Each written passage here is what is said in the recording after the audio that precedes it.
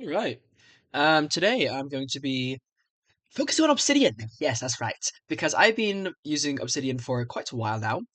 Maybe like since last year I was in the IB. I think I saw was I using it back then? Was it over the summer? I can't remember exactly when I started using it. I think it might have been after the IB. So too late to use it for like that.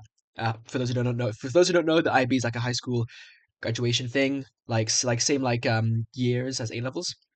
But Yeah. I'll just show you what I have actually. Let me switch my scene. So this is my Obsidian. This is a work in progress. Ignore this. But you can see I have like it's a note taking app, right? And yeah, you make notes like Buddhism here. You can see I've notes on Buddhism or something more like recent. Complex numbers because I'm learning complex numbers in university. I mean, I already know I learned them before, but we're relearning them, and I have like a bunch of notes on these. And yeah, and you can see like I have quite a lot of notes, and like I can also see them in a graph view. So like you can see how they all connect to each other. Like here's program language. Here's Haskell. We can see that Haskell links to like Rust, and also I saw OCaml just now. Like here's OCaml, which links to a few things because I don't really have that much notes on that. But like on Haskell, you can see that the bigger the circle is, the more notes it has. So that's probably math, set theory. Uh, that's Rust. That's C. Haskell's big because it links to like so many different things. But also Haskell itself is like a really big page. So there, that's the quick tour of Obsidian. And basically, although this is okay, I want to change my model to what is called a what is it called actually? A Zettelkasten. A Zettelkasten is a type of second brain, but it uses a very specific note-taking method. And the reason I want this is because I want to be able to basically write down what's in here into somewhere else. Like, can I offload? So that not only does it help me free up some cognitive load, but also it means that in the future I can come back to things I literally forgot about and make new connections and find new ideas that way. So I think that'd be really cool. But the idea of a Zettelkasten is rather than having these big monolithic notes, I have smaller notes, atomic notes. So I have no atoms so far. But an example that, because I mean, I only started doing this like this morning, like 7 a.m. I was talking to Claude about it. And like an example that it gives, maybe I mean, this is a linking note, so like that just links to stuff. But like an example title of notes. So like before, I would have like a tree, sequential search, OCaml. But for these atomic notes, which are each like one note is one atom, you have much more specific things like a square matrix has equal rows and columns. The identity matrix leaves any matrix or vector unchanged until multiplication, and so on and so forth. So this is obviously a lot more specific, and you have a lot more notes. So then really you should get something that looks more like this. Like if I look at it here and go Obsidian, like the graph. Okay, well, these are color coded, but like if you look at yeah, like this. Like I should have a graph that looks more like this. And like the reason I don't have this right now is because again I have these monolithic notes. But like if I make all these small little things that adds up together, like I think I'll very quickly get this huge network. And it's something that I really that I find would be really cool. Because right now, like I take notes, but not only is it like it's easier to make small atomic notes because it's less effort, right? But also, and then if I make bigger notes, like these monolithic notes, like it just feels like it takes more effort to write. Like you can see it in my well, this used to be titled drafts, but now it's titled sort because I've got all these notes that like I've like started making, but like I still need to elaborate on.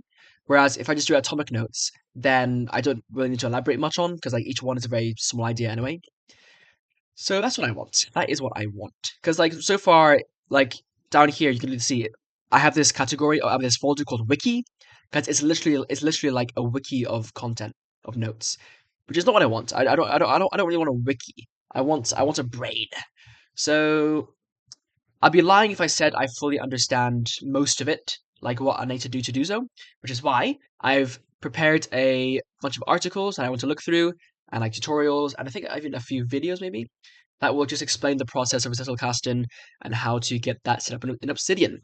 So that is what I'm going to be doing today. No idea how long it will take, but let's just get into it. I've got these different things here, like 5 articles and 2 videos, it seems. Videos aren't too long, and these articles aren't too long either, I think. Yeah.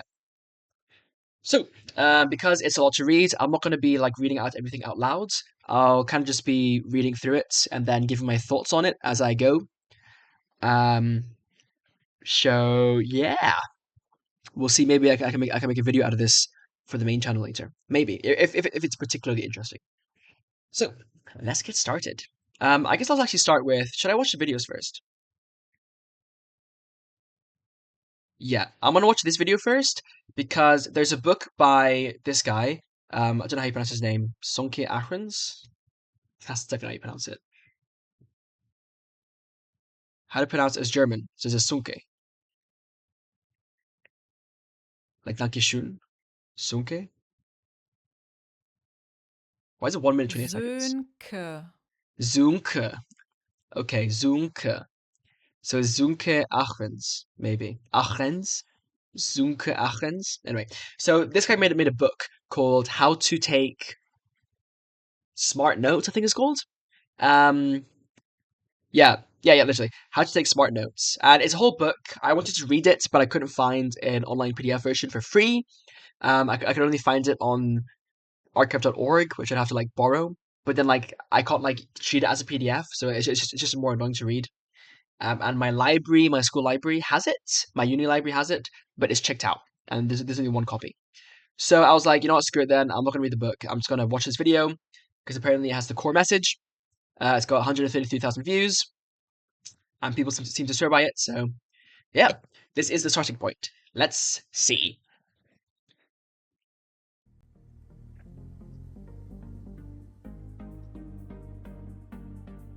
Okay, intro. I recently read How to Take Smart Notes. Yeah, so this is the book. Ahrens. Zunke Ahrens. Each year, That comes right. millions of people die with at least one book of valuable knowledge inside of them. At least inside of them. Don't leave this world with valuable knowledge in your head, notebook, or note-taking application.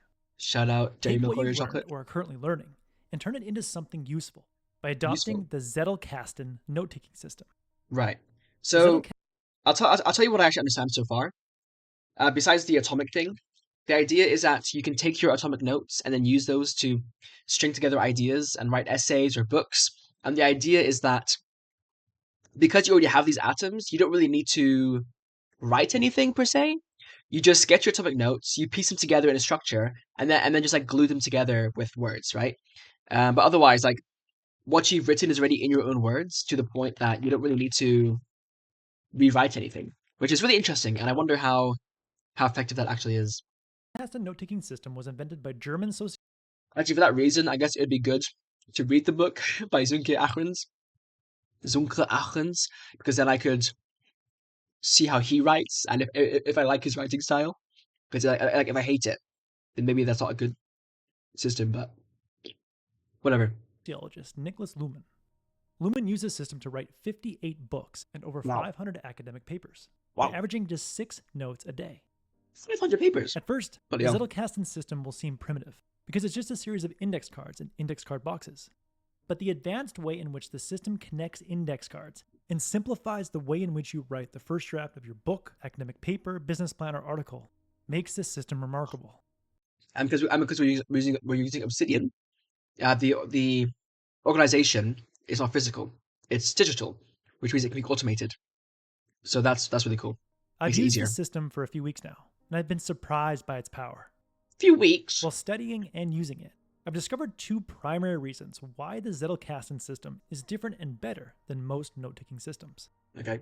First, the Zettelkasten system uses a 2-stage filter to prevent mediocre ideas from diluting existing notes. Damn. And number 2, the Zettelkasten system uses a bottom-up approach to deepen understanding and generate new insights.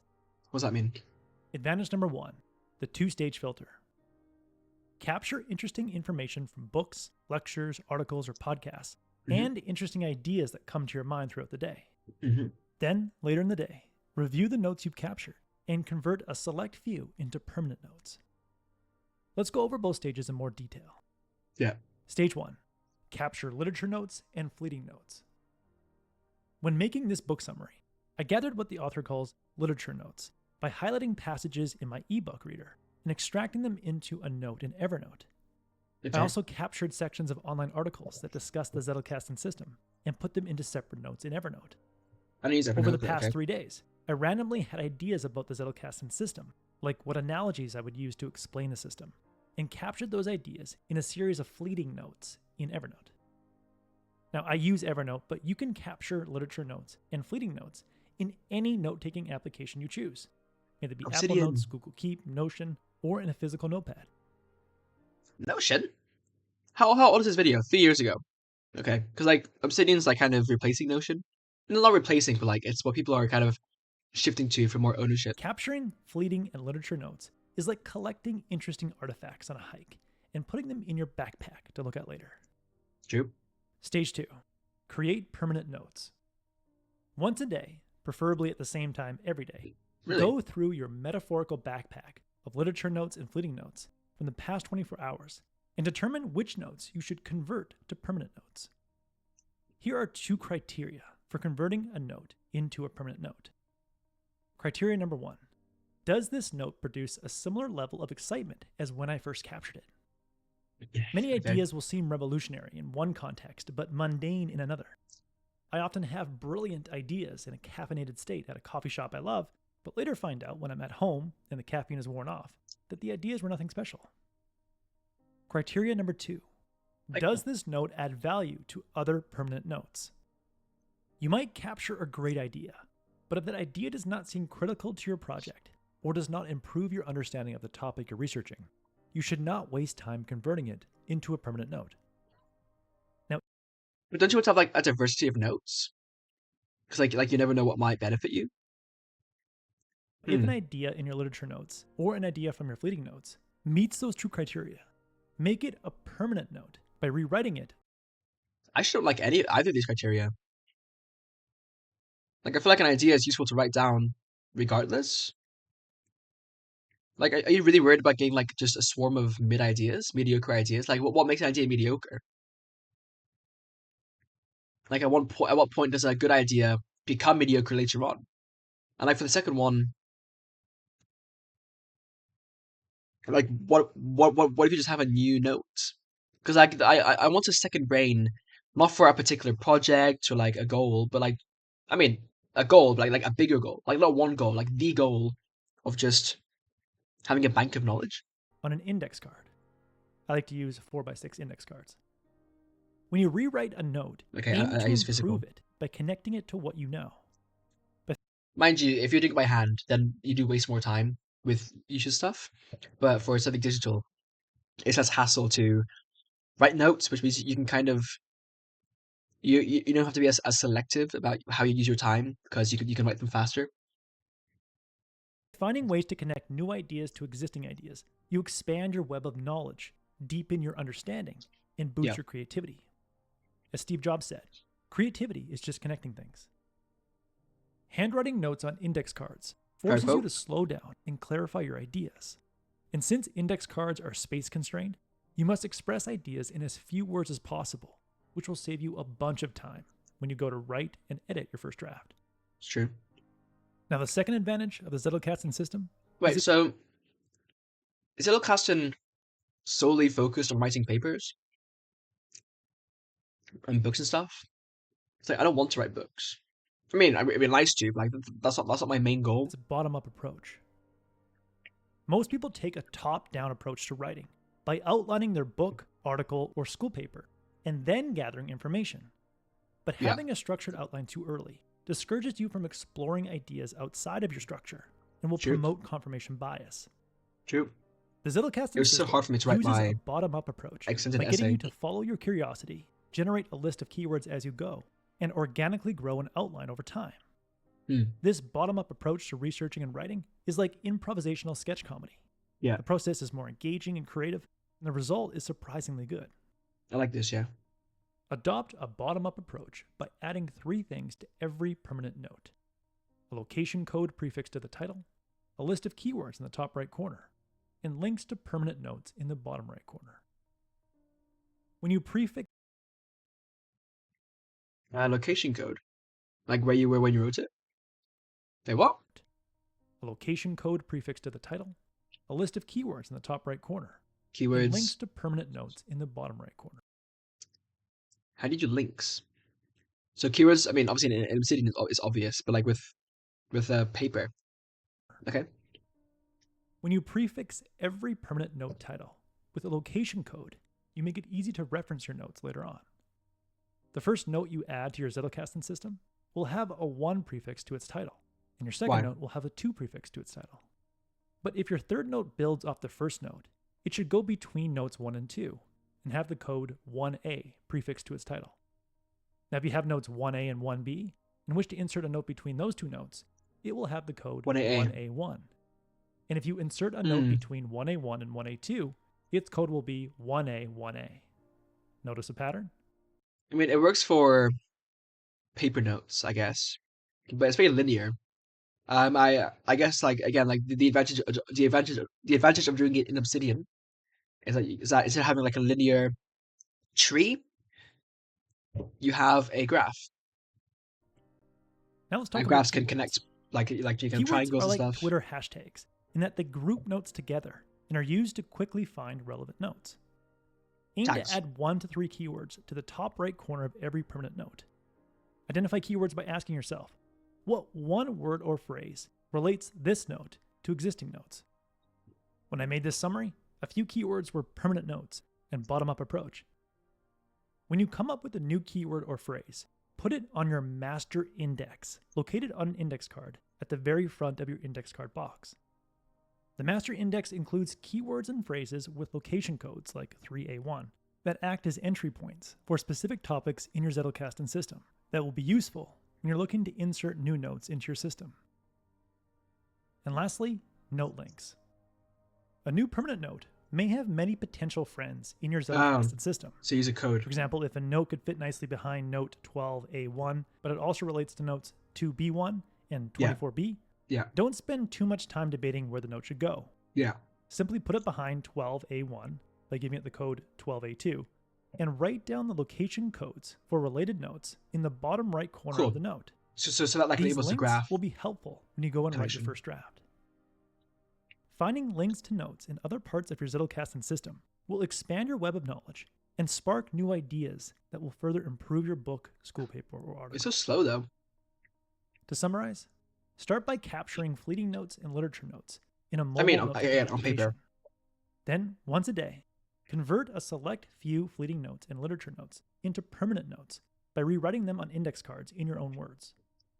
Then connect new notes to existing notes by adding a location code, keywords, and links to other permanent notes. Continuously update your master index with keywords and use your master index to outline your first draft. Then, when your research phase is over, go through your Zettelkasten system sequentially, one card at a time, and effortlessly write your first draft. That was the core message that I gathered from How to Take Smart Notes. This is a great book to understand the Zettelkasten system and advanced writing and learning techniques. I highly recommend it. If you would like a one-page PDF summary of insights that I gathered from this book, just click the link below and I'll be happy to email to you. If you already subscribe to the free Productivity Game email newsletter, this PDF. Okay. So become a freak as a programmer. I'm already doing that mad thinking. Right. What? Okay. Let's see what the comments say. Change my life. There's a learning curve. Yeah, I suggest doing it in Obsidian. Really powerful. Thank you. Obsidian is the very best. Okay. What's a PKM system?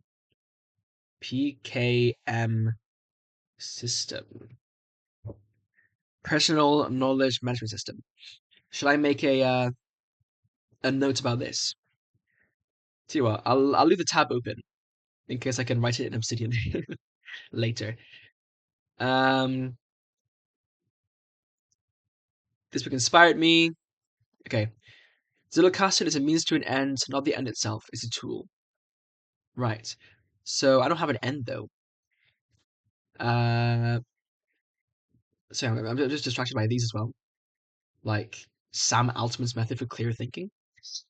Why is Sam Altman doing that? This book inspired me. Don't get too caught up making the perfect noting system. Yeah, okay. Good advice. Okay. Google Keep. Bloody hell.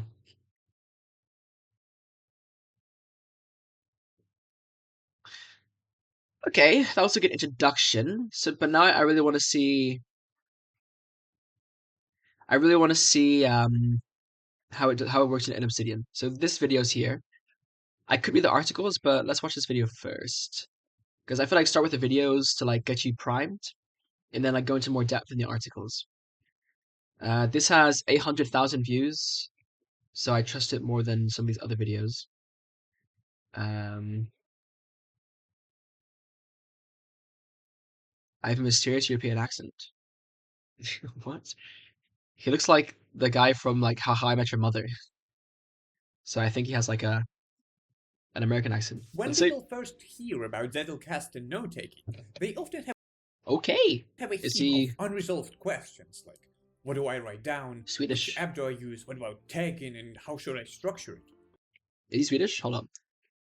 Artem. Oh, you got right. He's Slavic. Is that even him? He's got white hair. Must have bleached it. I'm a bit distracted right now, but his other videos. Back propagation. I saw a video saying that our brain doesn't use back propagation, which is interesting, and I've saved that one for later. Interesting. Cool. I might actually look at this guy's other videos then later. Although I don't know how like reliable it is, because psychology is very, like it's always changing. We're always like kind of learning new things because it's a fairly new field. But here we got a new study. Anyway, Artem Kursunov. Let's see. Or at least I felt that way. I already talked about choosing the right application in this video right here, so you might want to check this out. But if you go on the internet to find the answers, you'll be met with an overwhelming variety Notion of versus different setups, many of which contradict one another and seem like rocket science. Well, it's title. really simple, guys. Really simple. I just use Obsidian and 25 plugins on top of it, along with a folder of custom written Python scripts and CSS snippets. I have 253 different tags, each with 4 subtags corresponding to 4 different levels of my maps of content, while maps of content are organized into dashboards. All of my nodes are also evergreen, WCSS snippets though. with 12 different flavors of greenness, and sorted into 39 different folders with special symbol prefixes, encoding status, field, topic, subtopic, lunar phase, and the blood type of the author. Shades of green. Let's go. But what I came to learn the hard way is the benefits of the system don't increase with its complexity. In fact, most often quite the opposite. Tinkering with tags and thinking how to best structure your nodes can distract you from what actually matters, absorbing ideas, writing them down, and finding the connections. Remember, the original Zettelkasten system pioneered by Niklas Luhmann was built using paper cards. Yes, computers can make the workflow more convenient and more efficient, but they also have an inherent danger of pulling you away from the fundamental principles and distracting you with shiny colorful lights. And I think this is what's happening Especially if right you're a now. programmer. Today I'll tell you about my quite simple and Or elegant just solution, without any customize it. overcomplications, that I built over a year ago, and it still does an amazing job for me on a daily basis. If you're interested, buckle up. I'm buckled up. I just ate an entire chocolate bar. Look at that. My name's Artem. I'm a computational neuroscience student and researcher. Here we Moscow. explore mental and digital tools to help us study and learn more effectively. If you're interested, consider Wait, subscribing. what? My name's Artem. I'm a computational neuroscience student and researcher. Here we explore Neuroscience. mental and digital tools to help us study Computational and learn neuroscience. more effectively. If you're interested, consider subscribing to the channel not to miss anything. What I'm about to show you is my very simple but yet quite powerful implementation of Zettelkasten in Obsidian, which consists of just 4 folders and 2 main tags. Ah, yes, I will okay. walk you through That's step by promising. step on how to set it up from scratch. But before we begin, a little technical detail about how Obsidian works under the hood. I think it's important to know what you're dealing with when you're creating files and folders inside of Obsidian. Just As empty you may files. know, it functions as a wrapper on top of your local text files. Obsidian basically gives superpowers to a folder of text. And that means that each node is actually just a single markdown document on your hard drive, which Yeah. can be opened and edited in any software. The most upper-level structure of Obsidian is the vault. I think it's a really great term because it reflects the meaning. A vault is where all of your nodes live. I already know Inside the this. vault, forget it's even there. Let's step inside the vault and see how the folders are organized. As you may remember, the key idea behind Zettelkasten is that you don't impose an artificial structure on the system. You don't create folders to separate the topics. Instead, No, you they put code everything into naturally. one place Love it. and let the structure emerge by itself. Because through folders are a interconnections. tree I structure. have a video But you want a dedicated graph. specifically for the philosophy of And you Zettelkasten, can't make a graph and in the a, link to it would be somewhere in the well, described in a below. traditional file This is how system. Luhmann originally went about his Like slim Windows. box. And similarly, I have one single folder in the root of the vault titled Zettelkasten, where all of the atomic idea nodes are stored on absolutely every topic. Now you might ask a question. Didn't you say it had only 4 folders? What the fuck is this monstrosity then? So got Zettelkasten, lab notes, YouTube scripts, Uni classes, personal meta notes, reference notes, Excalibur, files, templates. Yeah, okay. The thing is, the Zettelkasten itself consists of those 4 folders and nothing else. Files and templates. Okay, so basically it's actually only 2 folders: reference notes and Zettelkasten. Cool. So then, how about these then? Why are these here, and why are they numbered like so? And why is it 100, not 001? I don't think they're a bigger fish to fry, but However, since I use Obsidian more generally as a yeah, notebook, I have other yeah. folders as well, such as lab notes. Okay. See, like I kind of already have notes like these, where I do just take notes on like big topics. So I wonder if I should keep doing that, or if I should scrap my wiki notes and like decompose them into atoms. I don't know, but like it'd be cool to have Where I store like a really easy way to view. Oh no, but that's what like the map. What they got like the MOC, map of contents, I think they're called notes, where they just list all the notes for a certain topic. So like if I had complex numbers, like it'd be called complex numbers, and then I'd have like a list of links to my atoms about complex numbers, which is fine, and also allows me to then like use the same atoms for different topics. Like I can use the same one that I use for complex numbers, and then use that one for quaternions, right, as well. So that's quite handy. everything related to my research, YouTube video scripts, as well as some personal stuff. These are completely separate from the Zettelkasten system, so we won't talk about these, but pretend they don't exist. So what are those 4 folders? First of all, the main one with all the ideas. Reference notes are something that I jot down on books, papers, lectures, etc. Many of them don't contain any actual information, but serve as a fast way to insert a reference, to know where a certain idea came from. That's smart, because I tried adding references to my Obsidian, and like, I've got like a system for it where I use I think divs, like HTML divs, because they refuse to add native ref tags. Maybe I could do a plugin for that. I don't know, but that means that I need to like enter like a link or something. Whereas if I made a note, then I could reuse it and see what things reference the same topic. So actually, yeah, making notes for different references actually is quite smart. And like I've kind of done it. Like if you look at my wiki again, I've got like articles, books, recipes, videos. Like for the books, I got programming in Haskell. But like again, like because I was so driven to have like these big monolithic notes. I mean, like I didn't try to, but I just kind of subconsciously, I ended up trying too hard to write too much. Also, here's the references, by the way.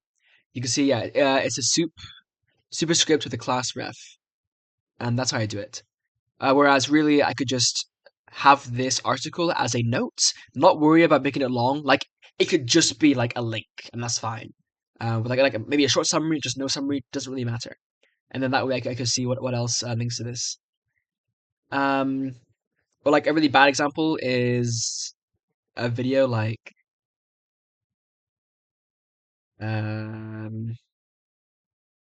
yeah, this is a video I watched. Shout out Rob Words.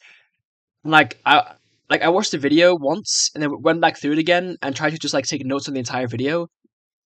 It's just really bad idea. Like, if I need to look at the video again, I'll just watch the video or read the transcript. I don't need to like summarize it like this in my own words.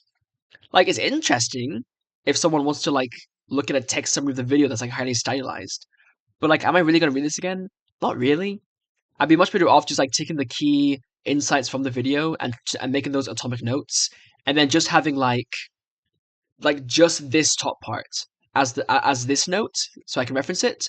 All of this, like their own separate atomic notes, and that'd be better. Like, let's have these comments of interest. I don't know. Like this is more like archival than actual note taking. And I do like archival, but this isn't useful to me per se. Really, like this would be more useful as a public resource. So yeah, not in Obsidian. Anyway.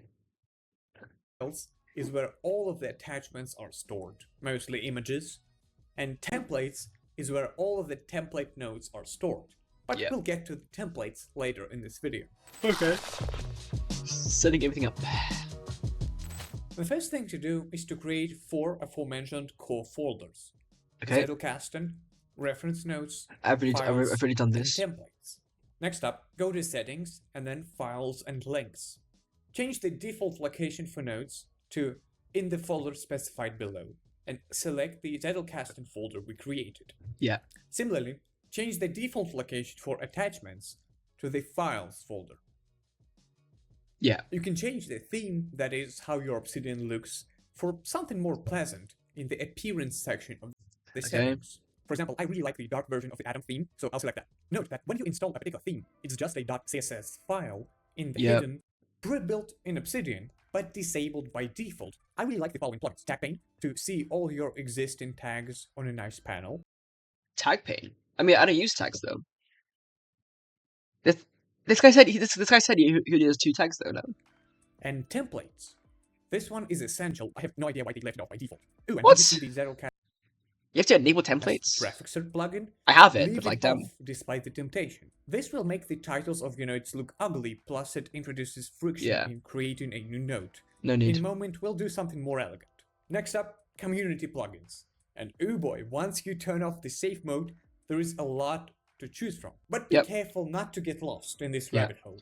I already know have a that lot. feeling where you searched for plugins, installing insane amounts of them, customizing different options, and all of this feels productive, like you're actually doing something, but in fact, it's just another form of procrastination. Do it Just later. like the exact Later. software you choose When for you these know what you elements actually that like, hardly matters, what your workflow is and what you need to do. plugins matter even less. So don't let this tweaking get in the way of you actually writing down ideas. However, I will mention 2 plugins that I use every time I open Obsidian. There's also a third one, but it's only relevant when you're working with bibliographies and citation managers. If at some point I make a video about Zotero and how I use it with Obsidian, I will mention it then. But for now, to build a very simple and elegant, yet I'm halfway through. quite powerful Zettelkasten system, Give some actual just 2 information. Come plugins on. are enough. The first one is sliding panes. It allows you to open multiple nodes side by side and easily slide through them as if they are paper cards lying on your desk. The second plugin is called Admonition, and this is the plugin I've just fallen absolutely in love with. Basically, it allows you to insert sections of text in your node, which then get rendered as really great looking blocks. There is quite a few types of those admonitions available. You can find the full list on Plugins GitHub page. Templates is an amazing function that lets you save time and effort when creating a new node. Hotkey you happen to have set up and select the template. Bro, is this a Zettelkasten's guide or an Obsidian guide? For each time you apply it. For example, you can insert the current date, which I use. I've got these set up already. No, the folders are set up, plugins are turned on, the template is created, so let's dive deeper into creating the nodes. Let's go. Before we begin, a quick tip. You can create nodes with a usual hotkey, Command or Control N, and this will immediately create a new node. Yep. But I strongly encourage you to use Command or Control O instead. What it does is that it opens a window where you can start typing the title of the node you want. Cool. So, oh, do I have to prefix it though? Like, if I just say like hello world, shell computing. Right, that's what I don't have the one yet. But like, if I want to do complex number, okay, that's cool. So Control O. So I'll add these to my notes here, just for like how to use Obsidian. I can take this now. The blog. I'm gonna scrap the blog, I think, because I have a blog. Shout out KojoBailey.me, where I want to write actual blog posts. So I'm not sure I need this. Can I comment things out? I can't remember. Yeah. Does it hide it? It does. Okay. Try to avoid deleting notes in general. Yeah, that's a note I had. I don't know why. I can't remember where I got that from. Yeah. To create a new note, use Control O, Control O lowercase, as this will show existing notes of similar name at the same time. And that's like, that's probably one of the best ways I can find out other notes. In fact, I wish this was a default. Control plus also searches. Control O also searches. So like, why? Man, I could actually change the keybind so Control plus also creates. But I guess like having a preview is useful. Is it though? Like, I don't read this. Like, it's not rendered anyway. So yeah, whatever. Whatever. Control O. to create. And it will show you whether you already have something like this, so that Yep. you can elaborate on the existing Yep. node instead of creating a duplicate. This becomes Yep. extremely useful several months into note taking, when you It start does. to forget what you have created and when. And the fun Exactly. is just amazing. In case you don't have anything related, from this menu you can create a new note with that title. So suppose you're reading a book and you discover an interesting idea. Create a new note, apply the template, and explain that idea. What's he have for his thing? He has a code there, which I guess is like a timestamp. Wait, how was this video? 4 years ago. God damn. Status. Okay, status. When does that grow? And then tags. In your own words. You said 2 tags. For Don't lie to example, me. I really think Okay, no. So the tags are. The tags are links. Okay. Fair enough. So not actual like hashtags. Habits compound over time. that this concept of habits compounding over time is really valuable. Under references, I usually write down where this idea came from, because it can Okay. be useful later on. And the exact Yep. format of the references doesn't really matter, as long as you can find the source if you need to. For example, when I'm True. watching a lecture on YouTube, I can just insert a link with a timestamp. If I'm working with a source that could potentially Actually, yeah, I don't need inline references, do I? Like, if I have atomic notes, then I can just, like, because they're so small, it's fine to just put it at the bottom.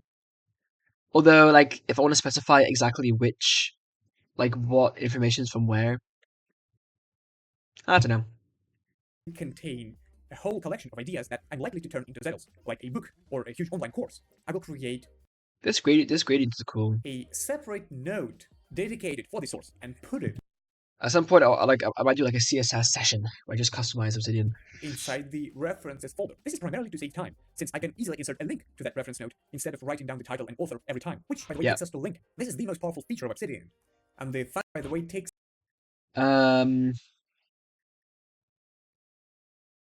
Why aren't these notes? us to link. This Yeah, is linking. the most powerful feature of Obsidian, and the fundamental pillar of the Zettelkasten system itself. To insert a link from one node to the other, just type double square brackets, and it will bring the menu where you can start typing the title of the node you want to link to. As Yep. your knowledge base grows, you start Wiki with a lot of style. material. But now, what about the tags field at the top of the template? The thing is, you can create a link to a node even if the node itself does not exist. You can write down pretty much anything here. And because there is no such node, the link would be of a dark color. Now, importantly, once you put a link to a non-existing node, Obsidian remembers that.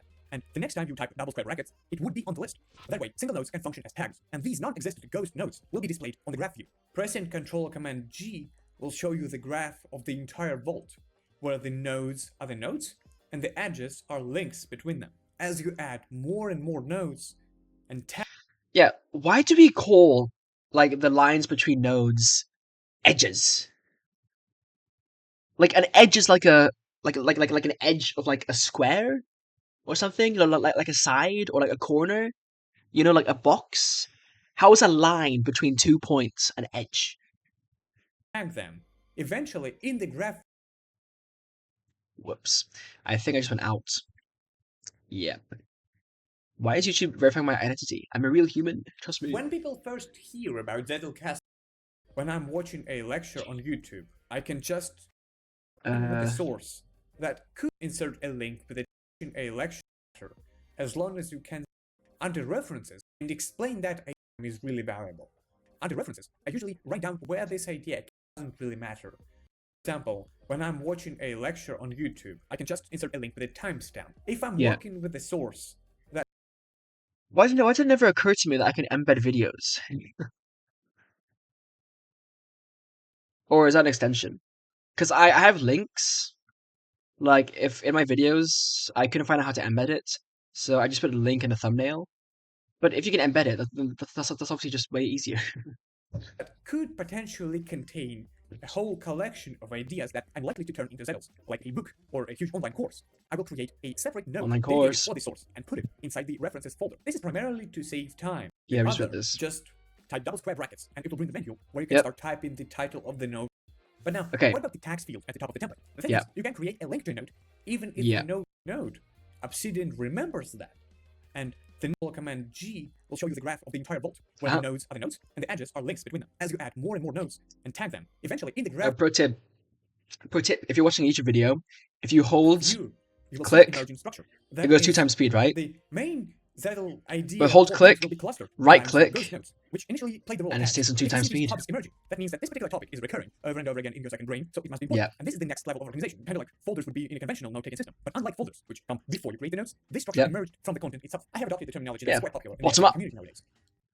We're going to call these hubs maps of content. Mops. Sure. When you see that a lot of atomic idea nodes cluster around something, you can then create an actual file for this instead of it just being a ghost. And here's where the second template comes in, a template for a map of content. It's practically the same as the core idea Zettel template, it's just the status is changed to #mock and references are removed. Once the node is created, it can serve purely organizational purposes and remain empty, or you can actually write something down or insert diagrams. You can see how this system is dynamic. New mocks appear, some get split, some merge. Don't be afraid to change the architecture on the go if it feels necessary. Okay. If you have a system that's already working for you, and which is totally different from what I just showed you, awesome. Everyone is different and every second brain is different as well. If some points resonate with you, great. Use them as the inspiration. I hate this, because I want a solution that works, man. If you feel like you want to. But don't go and spend a week completely restructuring your vault just because someone on the internet has a different layout. If, on the other hand, you feel lost, frustrated, and don't know where to start, I totally feel your pain. Give this simple workflow a go for a few months. See how it works out. The point is to start simple, go with the flow, and then adjust your system one step at a time, depending on your... Cool video. Obviously very good for people who've literally never used Obsidian before. But I need more detail. So let's get off YouTube and let's get to reading. So, where's my camera posted? Here. Nice. Actually, which one do I even read first? This is getting started with Zettelkasten. How to use Obsidian with Zettelkasten. Okay, so let's start here on the official Zettelkasten website, where we have Sasha and Christian, who are not the guys who made the book, right? The book we had earlier. So I'll start with these first, because they're about Zettelkasten, and then we'll get to the Obsidian specifics later. So, tame the modern information chaos. Create an integrated thinking environment that is better than any AI can ever be. Yeah, funny how AI has like these... Or how many updates you're going to put me? It's funny how AI has like these project folders and stuff like this, as if I'm going to use this as like a note-taking thing. Like, I almost never click like learning OCaml and like look through these. Like the only reason I have these projects is so if I ever need to come back to them and like search for one I've already made, then I would go through these. But like, there's not even a search button. Like, I can't search my things. What the hell? Can I do this? Control F, find in page. Like, let's say I want to search for at. Hello? So useless. What the hell? Anyway. How many? There's like an update every like other day, I swear. I'm quite congested. There's a course, a newsletter. There's a blog as well. Why beginners have a hard time with simple advice. This is a very, very cool topic. What and where is a link context? Stop caring about your inbox. Interesting, because I've already made I haven't made the inbox, but I've planned the inbox, which would be like a list of loose ideas to later turn into my put into my Zettelkasten. So I'll read that as well. Hidden problem with note titles as links. Is a friction you can avoid. Hold on. Close back. Wow. This is quite frequent. This got like 10 different I mean, to be fair, if you're using the Zettelkasten method, then surely you would have a lot to write about. Should have a note goal per day. Okay. I might actually subscribe to the newsletter. Or can I get an RSS feed? In fact, what is my RSS feed? I got 25? What the hell? Okay, but these are old. I'll look through these later. Yeah. Bye-bye, shout out Vivaldi browser. Loving it so far. Uses way less power than Zen. I like Zen, but I just wasn't aware that it used so much power. I thought it was like lightweight, but it's not. RIP. I'm not seeing an RSS feed. If I go blog, English and German, nice. Wow, it goes back far. I can subscribe by email, but I'd rather have a feed if you don't mind. Whatever. I'm getting ahead of myself. If I like these blog posts, then I will come back to the rest. Right, getting started. Fairly long, but let's go. So, am I new to the method? Read the introduction to the Zettelkasten method. Okay. But that's literally this post, isn't it? No, this is overview. Okay, so let's go here. 2020, it's in Chinese, but not German. Sick, bro. I could learn Chinese. If I can use Obsidian to learn the language, that'd be sick. Okay. Zoom in here, so it's easier to read as well. I do want to level my well, I'm not doing it for my blog. My blog's more like an output, but whatever. Writing a book would be cool.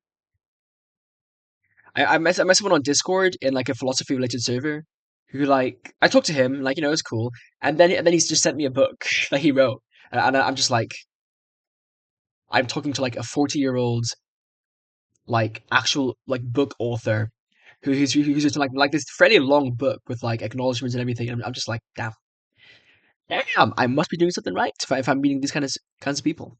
Very cool, very cool.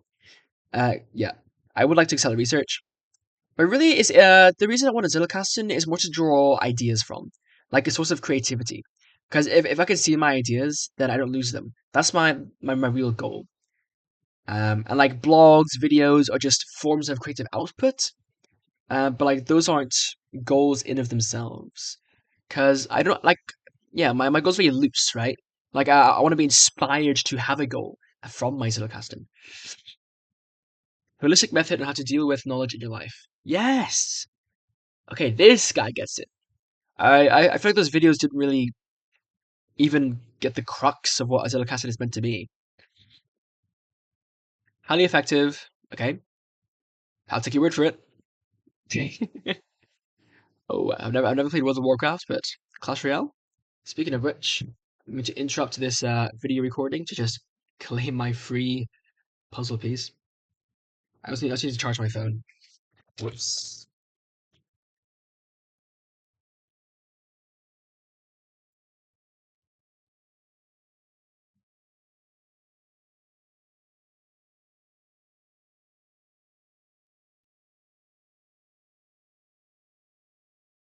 I should really stream.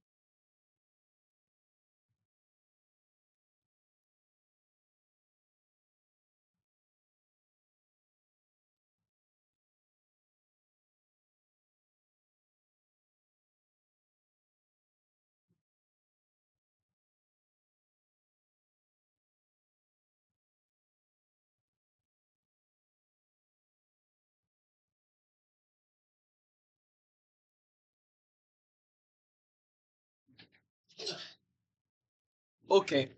I was gonna say I should really stream, do streams instead of videos. I mean, obviously videos are good, and I post videos, but stream them live, just in case anyone wants to hop in and give insight. Then again, who's gonna come in and talk about Zettelkasten? I feel like that might be a distraction. Anyway.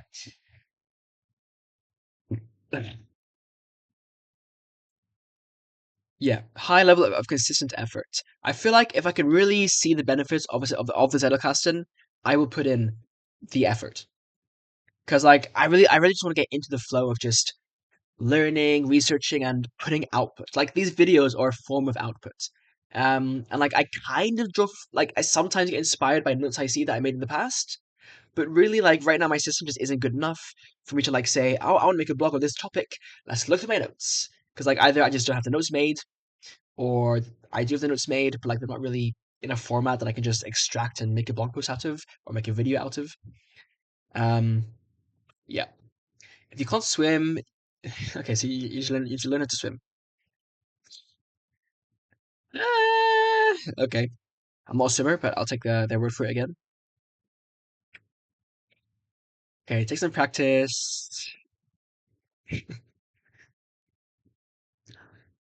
Okay, I mean, I'm really sold on the idea, because I know what it's meant to be.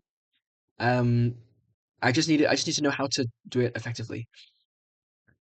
But this so far, this seems promising. Just based on how it's introducing it, I think it's matching my mental model of what I expect it to be. A Zettelkasten is a personal tool for thinking and writing.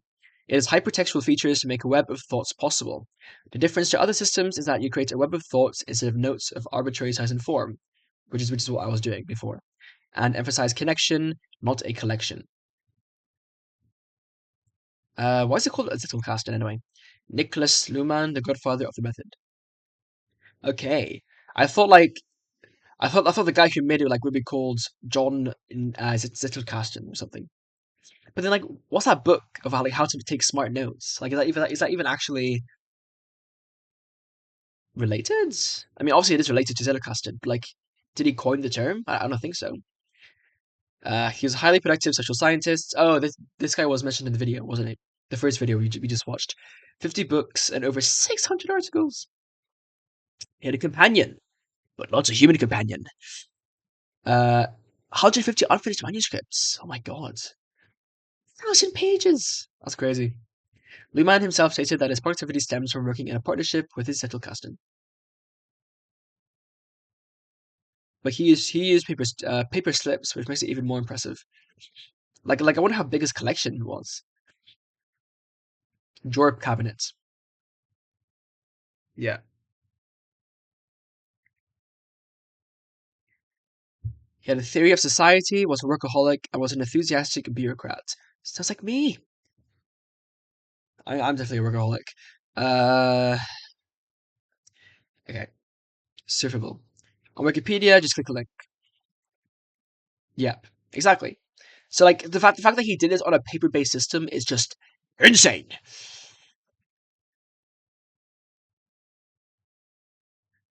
Imagine making this system and it's just so good that people still use it. I mean, that's why I'm skeptical. Because copying this method directly, I'm sure there are improvements that can be made. So I hope that the Zettelkasten method, that this that this website promotes has some modifications with learning from Luhmann's experiences, because I'm sure that there are always improvements. I don't like it like for anything. When like people see a feature or an idea and just copy it. Like let's make it better and then adopt it. Like with pattern matching in C++. Let's see what Rust does, see what Haskell does. Let's take that and let's make it better and more C++. You know what I'm saying? Yeah.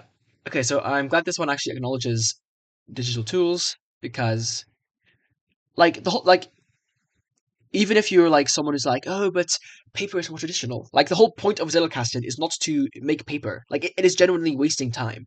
It is more in the spirit of a Zettelkasten to just have an automated flow, which happens with digital automation. Okay.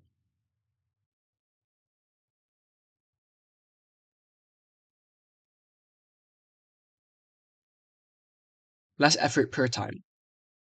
Yeah. Like obviously, again, like I say I'm sold on this idea, but I'm afraid that I will run out of juice. But again, if it, how am I going backwards? I'm pressing what? But if I understand the benefits, then I feel like it should be okay. So we can improve the connectivity of our thoughts.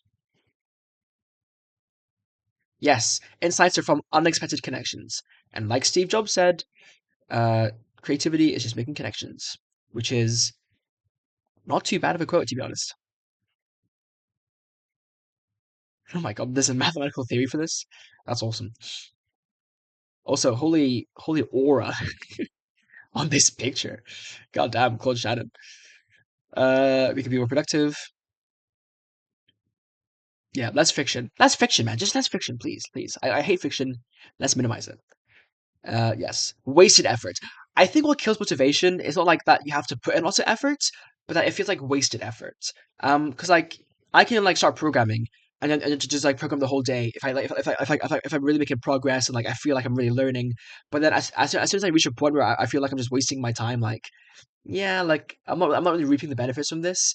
That's when I get like quote unquote lazy, when really it's more just I am genuinely wasting my time. Like for my OCaml calculator. Well, actually, so first for those who don't know, I'm working on a project which is a calculator in functional programming languages. I mean, I say that, but really it's the big okay. So the bigger project is making a programming language. I started with a calculator in Haskell. Then I reached a point in Haskell where I was like, okay, I have the basic idea, but I don't really like Haskell that much. Like I don't like it's not that ergonomic because of namespaces mostly and how objects work. So I wanted to try OCaml. So then I switched to OCaml, and again like it was great because I was like making progress. I made an improved version of the calculator, and now I've reached a point where okay, I feel like again, like I've kind of reaped the benefits of learning OCaml, and now I want to switch to an even better language because OCaml is quite old because it is based on ML, so it also suffers from some unergonomacy. And my main languages I want to focus on are Rust and C++. So my next one will either be C++ or Rust, and I'm still deciding. But like the point is, I'm not the reason I don't I don't know, carry this calculator to completion and like fill it with like lots of features and stuff is because like I feel like I've got what I can reap from it, the benefits, and now I want to switch to a higher level of project, and maybe it means that the Haskell and OCaml projects are less impressive because they have less features, but I don't care. Like it's about the learning process, not the product, um, which I guess is kind of an issue with capitalism, isn't it? Anyway, we stop wasting our efforts. We could tackle more complex problems. That would be cool. Panorama vision. Normal note taking will create a bloated mess over time. Definitely is. It's just so annoying when like you have a system and it just scales awfully. It's tragic, honestly. The Zettelkasten method will make your writing easier, more coherent, smoother, and more convincing. Okay,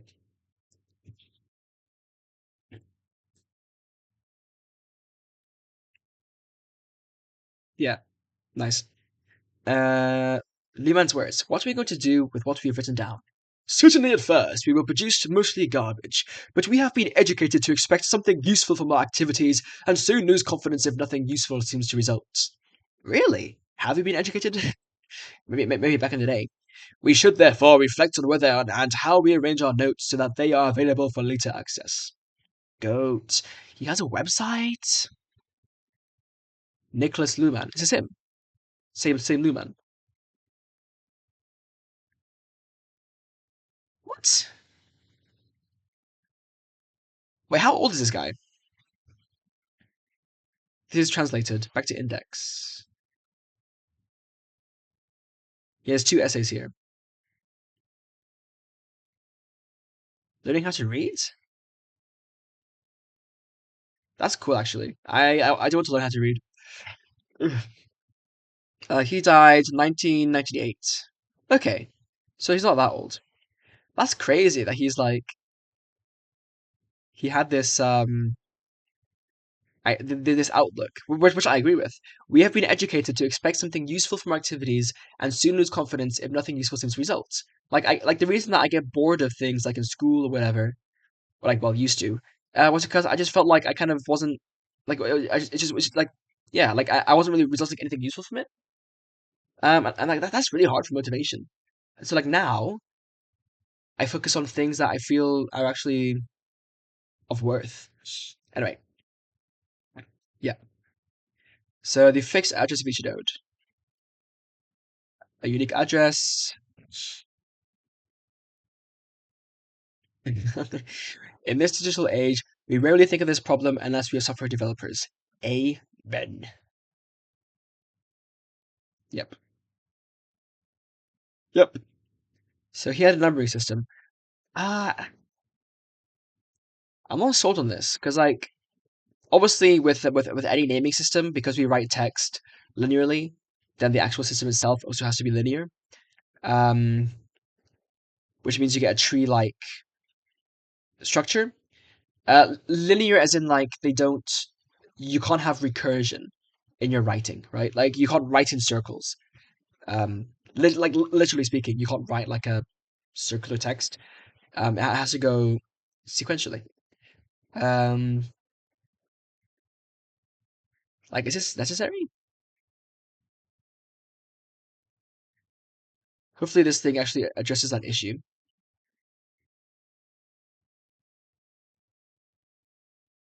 Comment on the note 1A. Okay. Okay.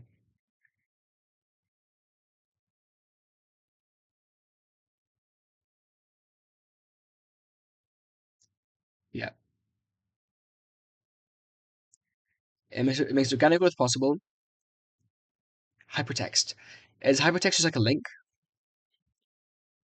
Yeah, wikis, dude, I love wikis and how they interlink. I think wikis are a real thing that we should focus more on. Wikipedia is great, but it has issues in terms of like accessibility. I just love to see like more wiki stuff going on.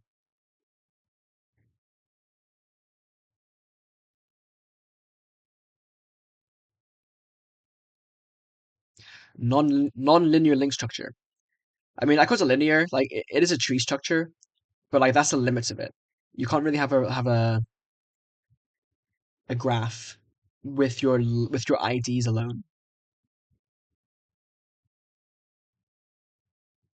unless you includes the IDs in the thing in the ID. But that's like really it's not even possible because like to reference one, you have to like use his name, but his name includes you. So like I don't even think that works.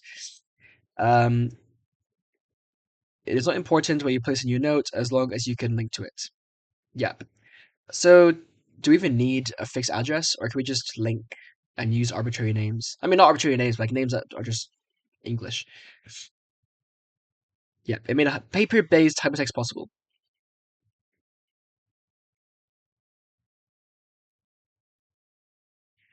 Okay, so register. Tax system. Okay. Are these buttons I can use? Nope. ZK, so Zettelkasten 1 Zettel im Schlag. I do not speak German, but I would like to learn German.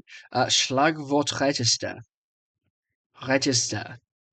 Awesome. Aber abstraction.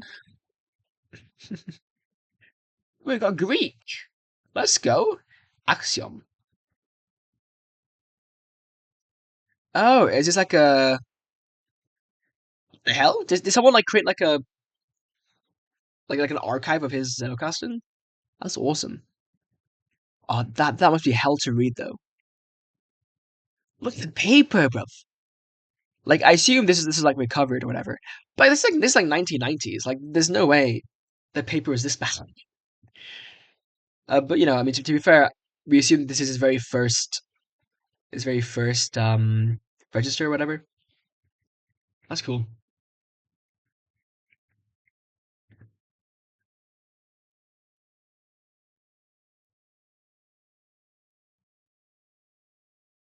A systems theory.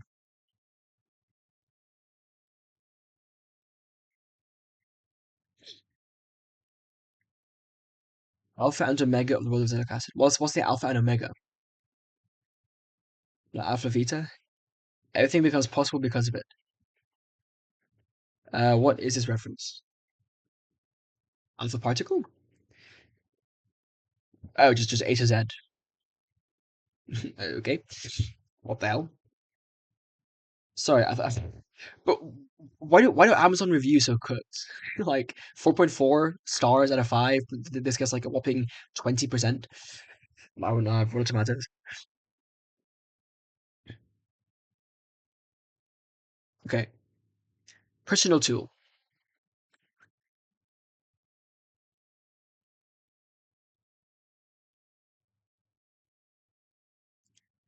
Living approach and note taking. Dude, I would love it. I would love it if my notes come alive. So it's hypertextual. Okay. What is hypertext? Just link, right? Non-linear text displayed on devices that connects to other information via hyperlinks. Okay. Yeah, like, so it's like graph like. It's graph. Just say graph. Just say graph, bro. Just say graph text. Okay. The principle of atomicity. Cool. That will come up, I guess. And it is personal. Yes. So, oh my god. How did I click that? The difference between regular note-taking systems is emphasis on forming relationships. See, relationships are key, no matter what you're doing. Okay. So a zettel is an individual note. Oh, I called it an atom. I mean, I don't have to call it a Zettelkasten. Like the analogy doesn't have to be there. Also, what does Zettelkasten even mean? Paper slip. What's Kasten? Slip box. So Kasten is box. Look at that, chat. I'm learning German. Okay, unique address. It's like a pointer. Wait,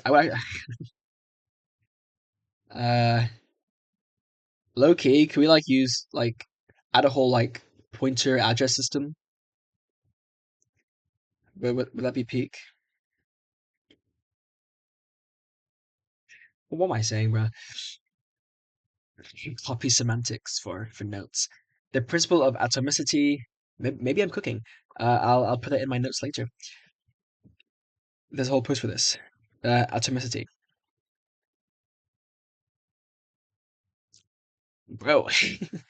The complete guide to atomicity. Oh my god. Okay, I do actually really care about this. Obviously, it's long as hell, but I think that's kind of justified because I've struggled to really like nail what makes a good atomic note. So wow, so we actually have a lot to read. I don't even know if I'll get to these then, because I might just this website might just be enough. Zettelkasten.Deutschland. No, so yeah, it's discrete building blocks. One knowledge building block per note. Okay. So books have addresses and cross references, chapters, sections, and pages. Chapters, sections, and pages. Can I speak?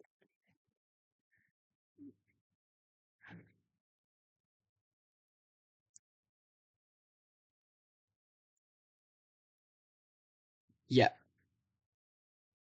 A book is not a web of thoughts. Yeah. Wouldn't it be cool if Wikipedia had a web of thoughts? Or like if Wikipedia pages were derived from thoughts? Webs of thoughts? Like that's a module I'd be very interested because like Wikipedia definitely again has an issue. Um, and one of those issues, okay, there's issues, and one of them is redundancy.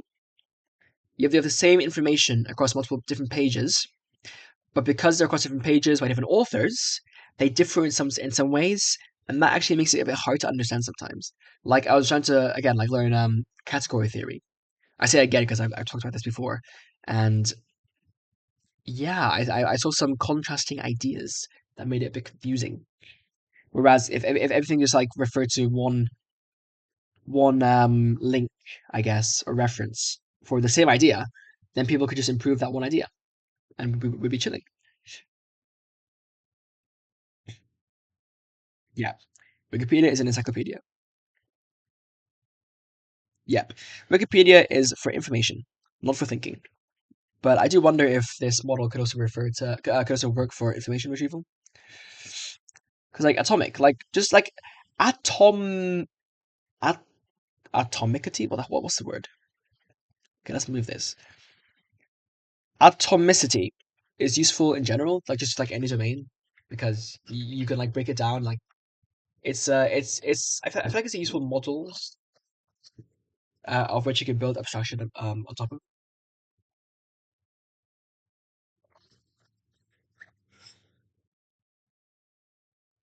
And like it kind of models reality, right?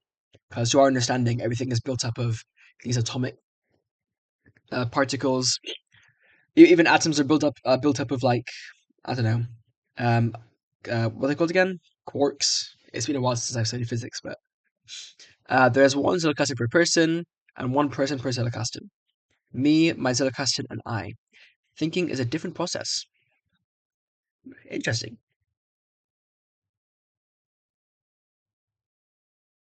True. True. Yeah. So yeah, having something completely private would be quite good because you don't want to censor yourself. At the same time, if you're like writing illegal stuff, that's a bit concerning, and concerning because you might get arrested. Not that I have illegal stuff to write about. That does not mean that I'm using British Third, but that's something we talk about as a custom.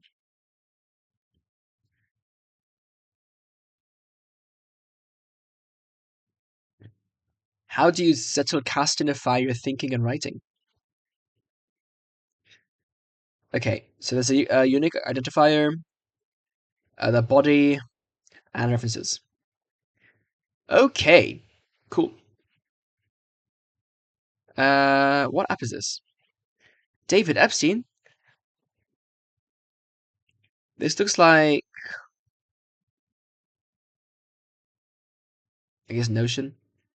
Um,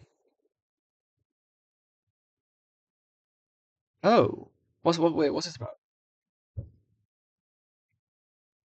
These notes. Struggling when you acquire a skill could be important to become great in your field. I'm guessing like 2019 is a date, right?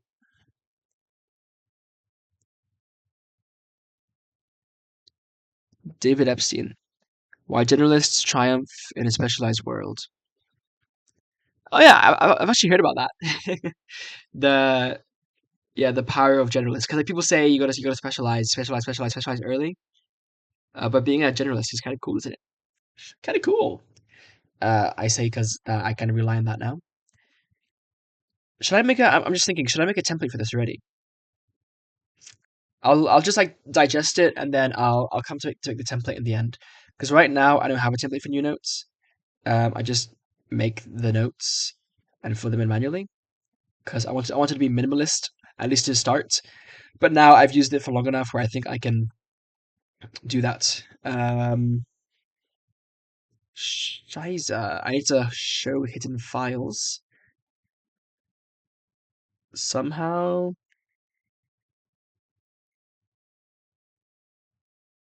Uh,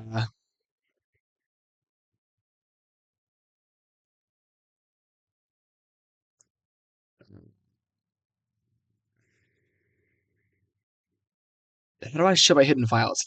I've hidden them and I don't know how to show them again. No, no hide folder. Help me! Help me! Great. Okay, I've got hidden folders here, including my templates, and I can't see them, which is kind of problematic.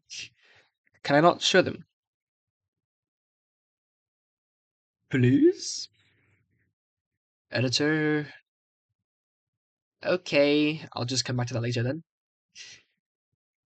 Okay, so the unique identifier is mandatory to create a Zettelkasten. So the video we watched said you shouldn't use these, and I feel like I shouldn't use these either, because, like, unless I can use Control O to search for that. Like, let's say I have matrix, right? If I want to search for submatrix, that doesn't come up. But if I Control plus submatrix, then it comes up, which is obviously good. But like if I'm creating it, if I'm creating a note, it doesn't show, which is annoying. But whatever. But like these don't really mean anything to me. These numbers, I feel like I'd prefer having a title. Of course, the issue is that you can have conflicting titles, but like that should never happen. Like a title that is literally struggling when you acquire a skill could be important to becoming great in your field. Like, how is that not a good enough UID, right? So there's a Luhmann ID, which works very well for paper. There's a time waste ID,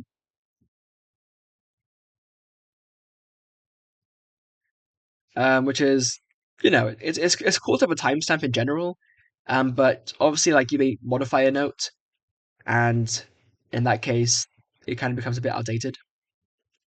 Also, I mean, no, like Obsidian definitely tracks creation date.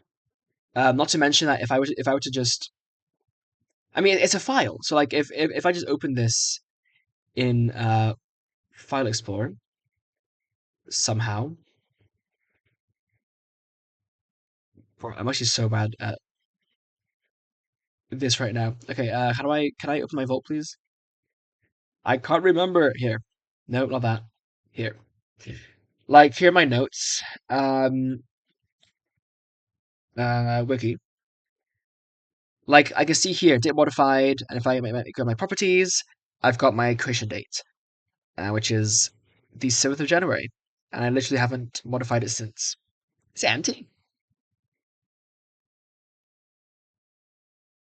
It's empty. What? No, it's not. Okay.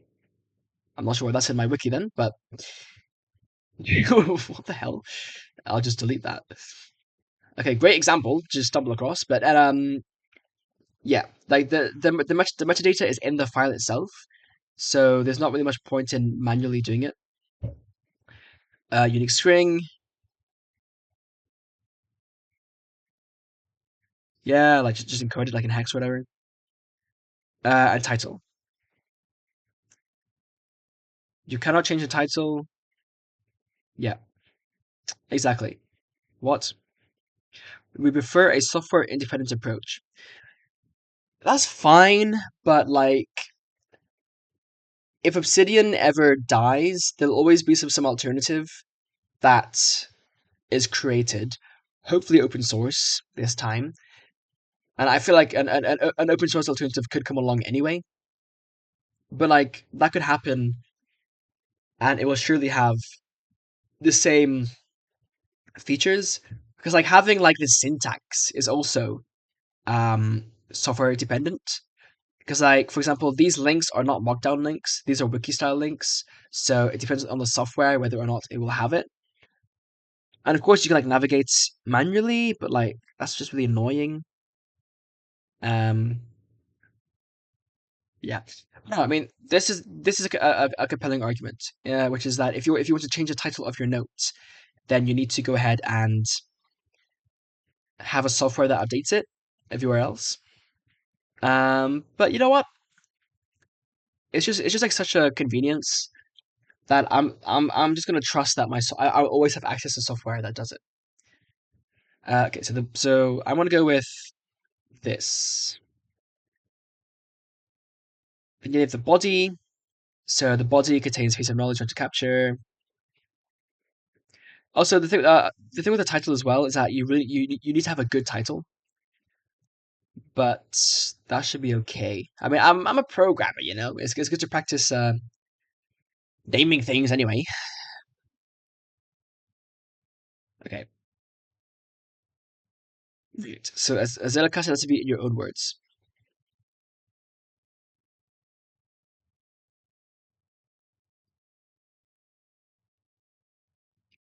Yep. Classic note taking psychology there.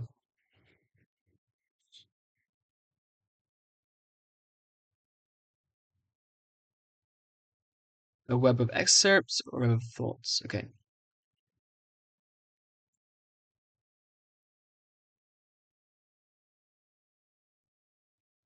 Your thinking operates in units of thought. Limiting each zettel to one thought each. Yep. Yep. I really want to write this down somewhere, but how would I do that? Should I just like write, just make these like a Zettelkasten? A Zettel should have one idea each. That'd be fine. It's not that much. It's not that much to remember. Plus, I have this video which I will not which I'm not going to watch back and say edit it, but whatever. Uh, yeah. At Nick.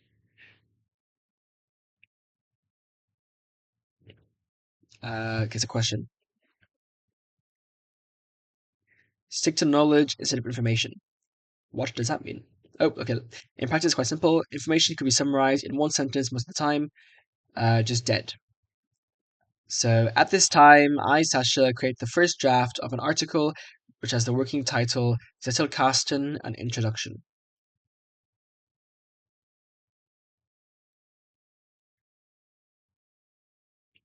Yeah.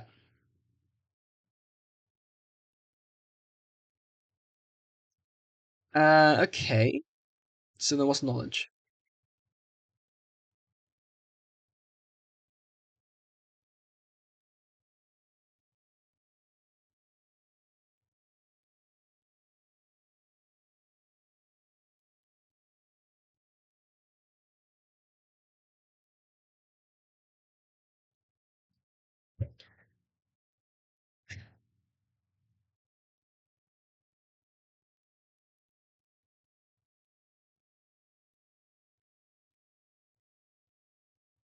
Turn my Zettelkasten into a procrastination.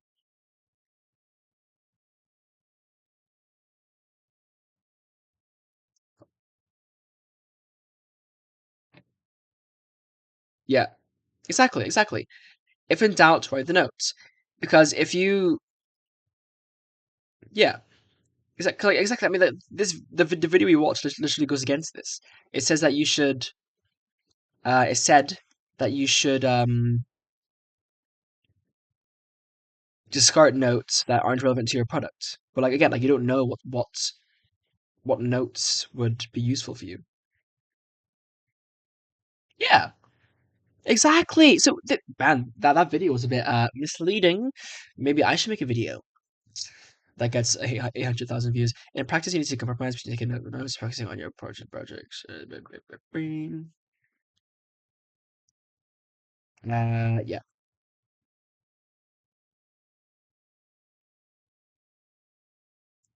You cannot take random notes. Um, I'd say why not? Because what even is a project? Like a book, sure, but then like what have you sacrificed along the way? Obviously, like if you were like or a doctorate student and you need to write a a paper, then obviously you want to focus on what's important and not waste time on things I mean, not waste time, but like not spend time when you have a deadline coming up. But if you don't, let it flow, bro. Let it flow. Yeah, the amount of deviation depends on what your deadline is. So if you have no deadline, then you're chill. Yep.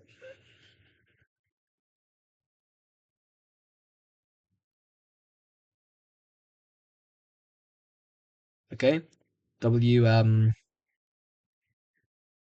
organic chemistry.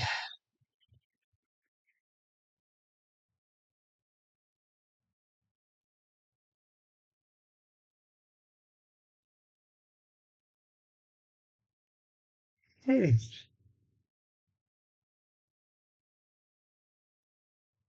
Bachelor's thesis. Yeah. I mean, I'm gonna have to write my bachelor's thesis in 3 years, right? For computer science.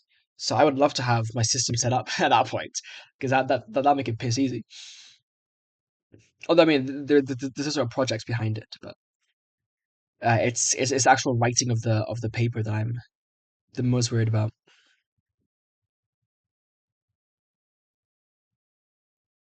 Yeah, look, if you are a retired mechanical engineer who spends your well-earned free Sundays in a forest barn with your Zettelkasten to work on a novel, allow as much deviation from the project as you wish. Enjoy your time. I love this. I love this. Yes. W nurses, shout out nurses. Type A personality. What's that mean?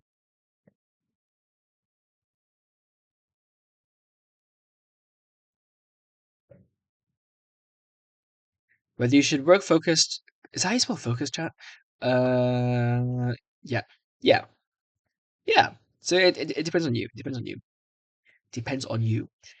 And then at the end you have a reference. So these are citations and then your references. Okay, because I was worried about this.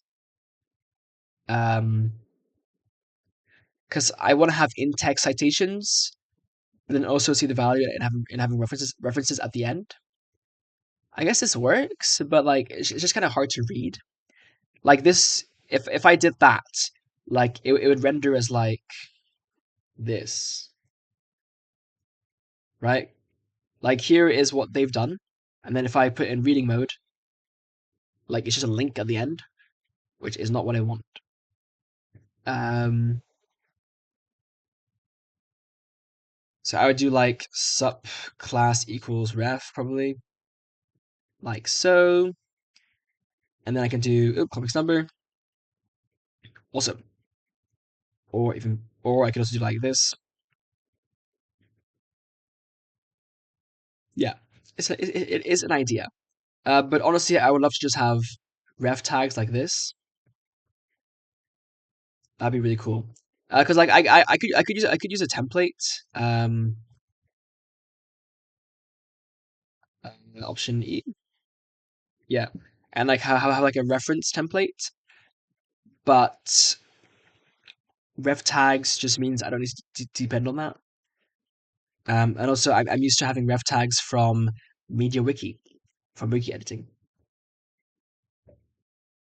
How is this linking though? This links to okay, so this must be a different no ticking app.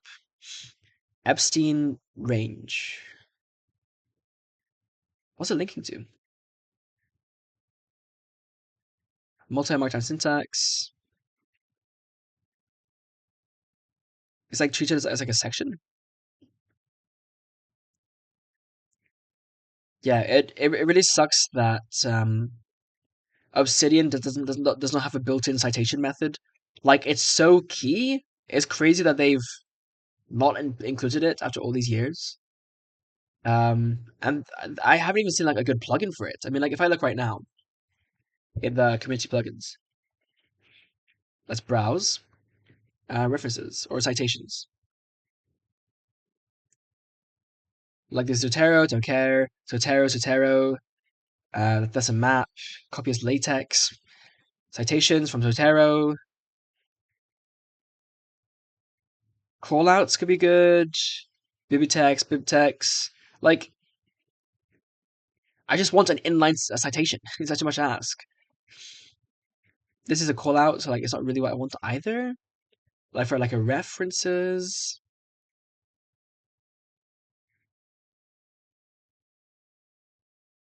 Bible reference, like what? Like we need actual just ref tags, please.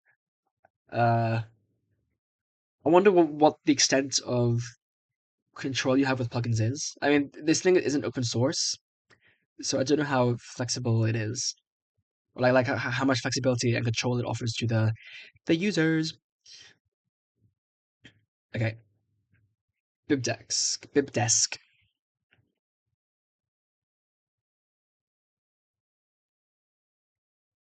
Okay, I mean maybe I should just use Zotero or bibdesk, but like, why?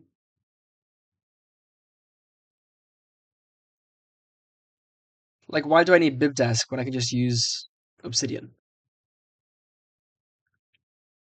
Like it can auto generate stuff, sure, but like I can also have a system that does that for me in Obsidian probably with like some kind of plugin. But maybe not. Whatever. I did use Zotero for my extended essay for the IB, and it was useful for tracking sources. That's about all I can say. And then importing it at the very end in my citation section. Um, yeah, nothing too special.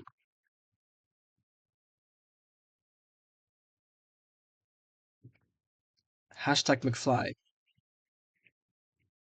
Yeah, how's it set up? Like, funny, this guy says, or this article says, we should be software independent, but then it goes ahead and uses like this form of reference tracking that uses bibdesk. Like bibdesk isn't even like necessarily the most popular one because there's also Zotero. This one is open source, so I think. Like at least it looks it. It's on SourceForge.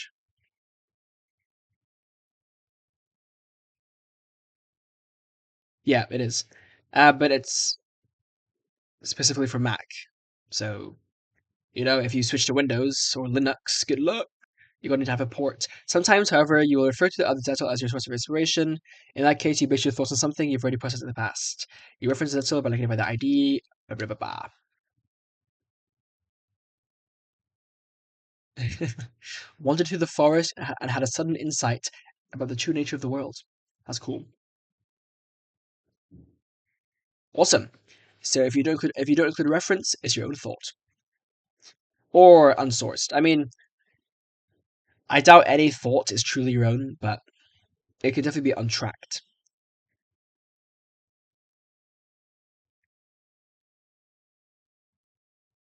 Or like, well, I mean, yeah, like the inspiration could be untracked because like obviously new ideas exist, but they're usually inspired by stuff that we aren't always aware of. I would actually love to like be able to track what inspires my thinking, which is another reason I really want this Zettelkasten to work. So we got our UID / title, the tags, which we use mocks for, map of contents, whatever. You got your body, which contains citations and links, however the links are meant to work. I didn't actually really catch that. And then references at the bottom. So, okay, connection settles, yeah. Asked and answered. I didn't click on that. How did I get here?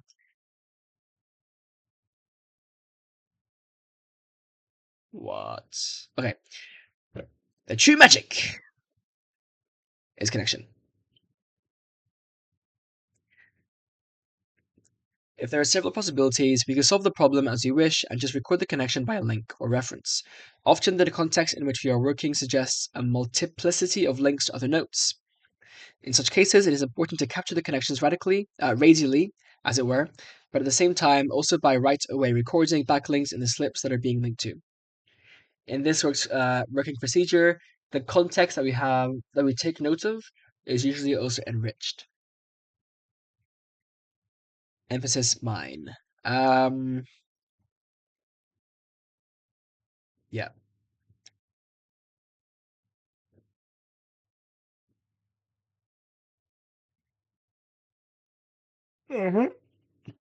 Trains your mind to see patterns. So basically, using a Zettelkasten will improve your IQ, because IQ is a lot of pattern recognition.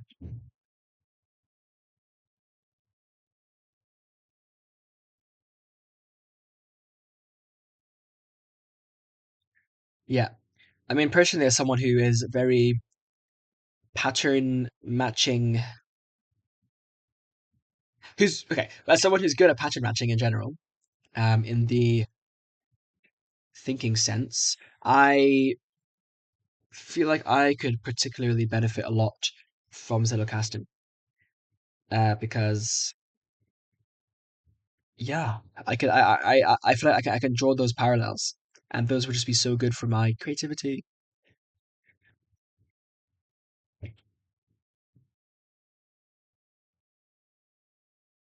Yeah, so you'll be a better observer. You'll become smarter, man, more intelligent, more capable, more creative. They should teach us in school.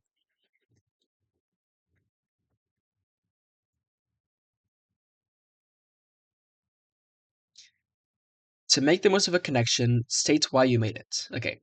Investing starts with liquidity. You have to have the liquidity to make investment decisions unless you are using other people's money. However, this kind of thought should be viewed not to knock out method of investing. Okay, so the first note is investing starts with liquidity, and then it elaborates on it, and then it also has a link to this. Yeah, so like the links aren't just like lists of links. They're linked in the text. And I've seen different methods for Obsidian note taking, but for Zettelkasten specifically, well, for anything really, if you can like just have it like naturally float in your text, like if this note was titled "Investing starts with liquidity," then you could just link that, and then you don't need to have like a thing next to it. You just have the title as a link, which is quite useful. And like obviously I use that right now, but my notes aren't atomic. Like here I link to a vector. Like yeah, same idea, except just with Zettelkasten titles, which are longer and maybe harder to integrate, but maybe not. I don't know. I feel like it should work. Yeah, so the first paragraph adds context to the link. Right. Like context that you can't just get from the like automatically from looking at the note.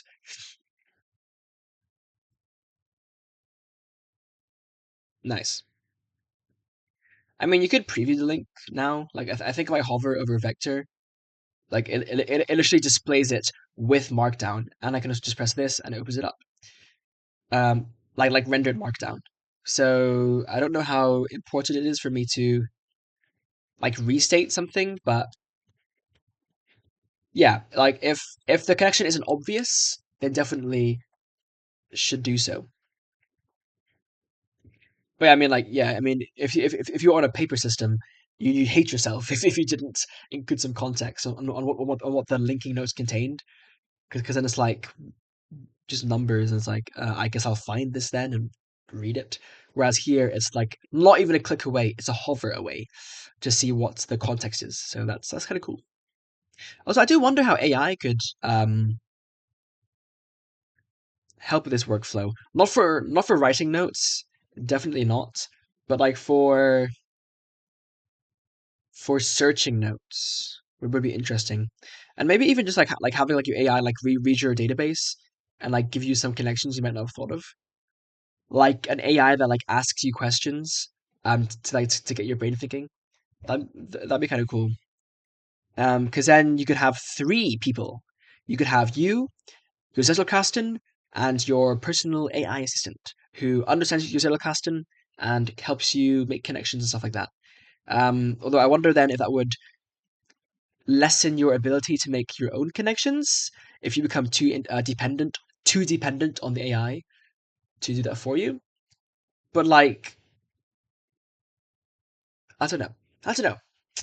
Hopefully not, because it if you can maintain your own critical thinking ability and like pattern connection making ability while also having the AI find even more stuff, then that is the best case scenario. But if you become dependent on it to the point where you can't even do it yourself, then that is not so good. Which is why I think the AI should not like say connect this to this and connect this to this in this way, but like, oh, I'm noticing a pattern here. Maybe you should think about this, like that kind of assistant, where it doesn't like tell you, but like it guides you to things that might be of use. And then like sometimes it might be wrong. In which case you're like, I don't think so.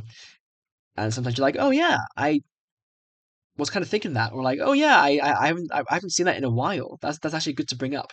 In fact, like you don't even really like you don't even really need an AI for that. Like a full LLM, like an algorithm that just shows you notes that are old and like seem to have like I don't know some kind of like textual analysis. Um, I that might need an LLM, but maybe it's just something simpler would suffice, where it kind of just like shows you notes that seem related, and then you can like do something with that based on like keywords, right? Like a like classic like YouTube algorithm, whatever, where like it just shows you stuff. That would be quite cool. But then of course it has another layer of dependence. But who cares, man? Like if it's there, use it. And then if you lose it, like you lose the recommendations, but like the system still works. So like the actual core system still works. It's more just an enhancer that you should strive to have if you can. Okay, if you add links without any explanation, you will not create knowledge. Your future self has no idea. It's true. Or she. One might think now that the links are placed for a good reason.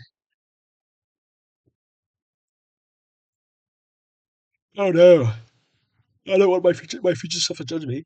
I do love it when I look at old notes, even with my current vault. And I'm just like, oh my god, my past self actually wrote good notes on this topic. Thank you, past self. I love you. And sometimes it's like, oh my god, past self of me did not understand what the hell he was talking about. That also happens. I mean, not that I feel contempt for my past self, but that can also be quite annoying. I mean, not actually, no, it's not annoying. It's just like now, it's just like it means I now need to go back and revise the notes. And when you have monolithic notes, that's a lot of effort. So having atomic notes would be cooler.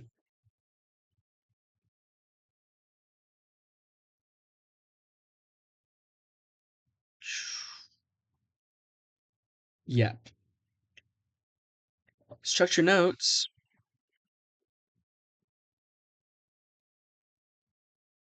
There should be a hierarchical structure. Hierarchical. Okay. Hierarchical structure. Which is a problem that Luhmann had to tackle.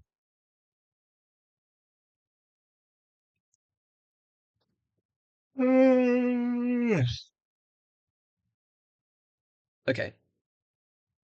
Hub notes. Zettelkasten hubs. This video does not exist. That's great. I'm guessing this doesn't either then.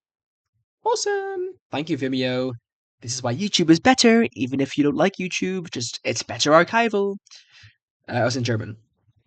Okay, so even okay.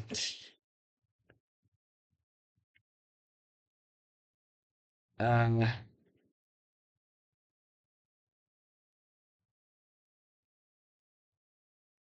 hubs. Why does it take so long to get to hubs? Also, what is a Folgezettel?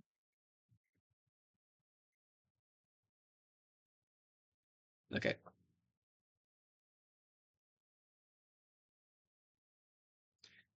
Right. So a hub is like just contains the most important connections.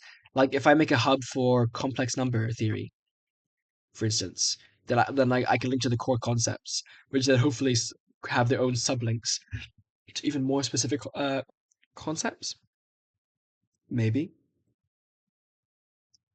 And then I guess I can also refer to Wikipedia, and then if I find that Wikipedia lacks notes that I have that I think are really useful, guess what?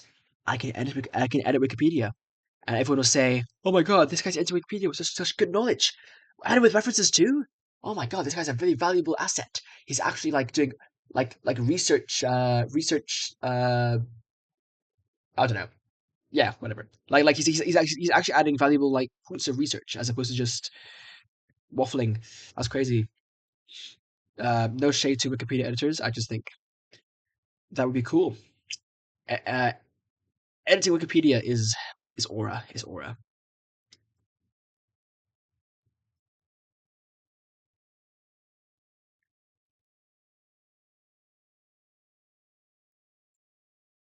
Okay.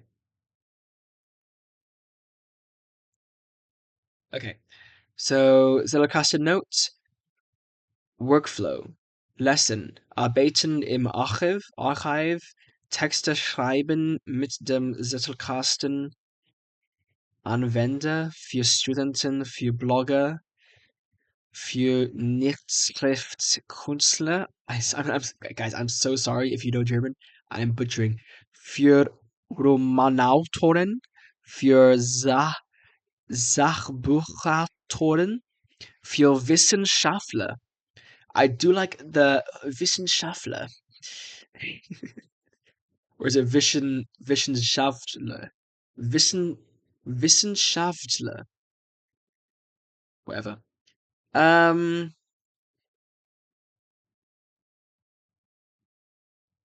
confused. Are these headings? No, these headings aren't notes in of themselves. It's a meta note. Okay, this is in English. It's a Zettel about the Zettels and their relationships. Okay. So in Obsidian, they're called mocks. But I saw a post about how mocks are a bad name, so. Okay, like map of content, like just call it hub. What's going on? Oh no, I get it. It's like a table of contents and then like a map of contents. How about a GOT? I mean, a GOC. A graph of contents. How about a cock? A contents of contents. I'm just saying.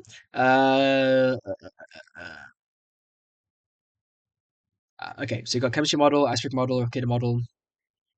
Type shit. Play of water? This would be more helpful if I actually understood what the hell this was on about, but okay. Okay. The obstacle model. Oh, so these are different models. Never mind.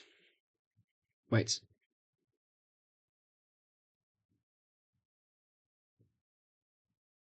What?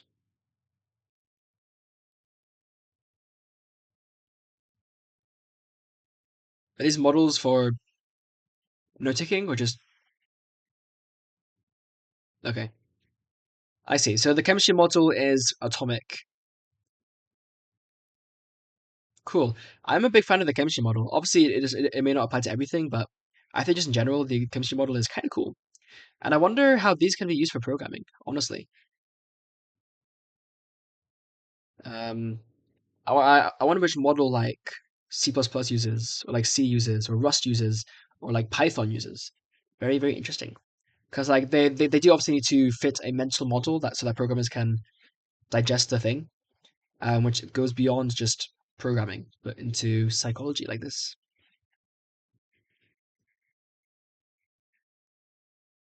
Okay, multiple parents to one zettel, like a tree. Unlike a strict tree, a semi-lattice can have cross connections from one branch to another. Um, oh, I see what it means. Yeah. But like, could you have this link back up? So you have like a circular thing, like a graph. Probably not, to be fair. Oh my god. Guys, category theory mentioned. Category theory mentioned. Structure notes are not limited to hierarchical structures. So you got A to B to C, therefore A to C. It's true.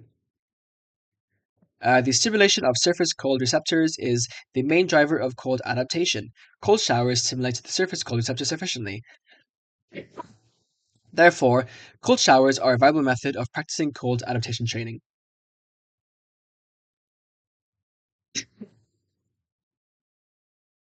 How is A its own argument?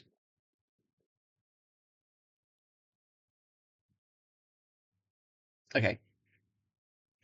The links via ID refer to Zettels that are compilations of evidence. Interesting. The structure of the arguments guides structure nodes.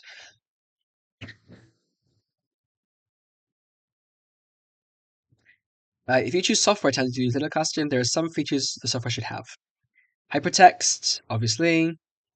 TextMate.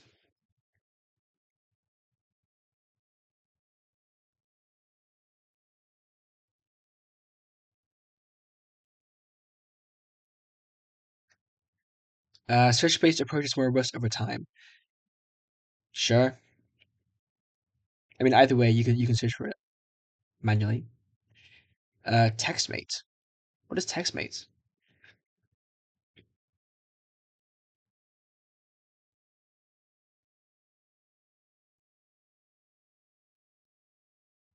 Yeah, full text search. I have full text search, which is nice. Thank you, Obsidian.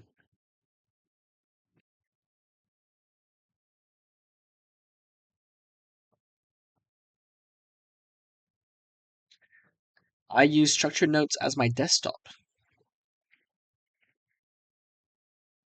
Yeah. And it's more hierarchical, but we have graphs. In Obsidian, there are graphs, so it's pretty chill, honestly.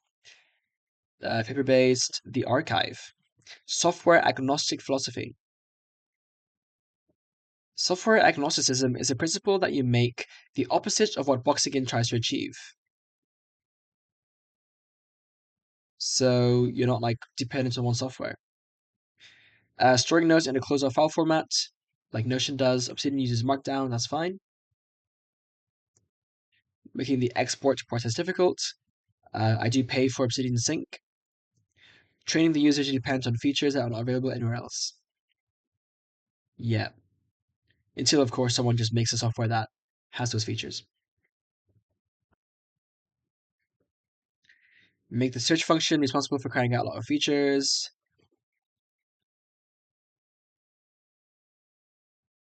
Omnipresent. Okay.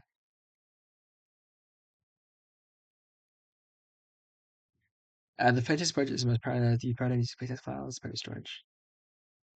Yep, plain text is the most versatile. And Markdown is just plain text, but with like Markdown, I guess you call it. So our title, we got our tags. Did it mention that tags are hubs? Did it say that? I didn't actually catch that, but I want to assume it is. And even if it's not, I should do that. Then you have your body and references. So shall I go ahead and make this as a? Okay, so I'm gonna make this. I'm going to make this as a template just to kind of prove that well, to kind of document my understanding so far. I don't know how to show files, and it's really pissing me off. How do I see my templates, bro? Hide folder. Hide what folder? Unhide what folder?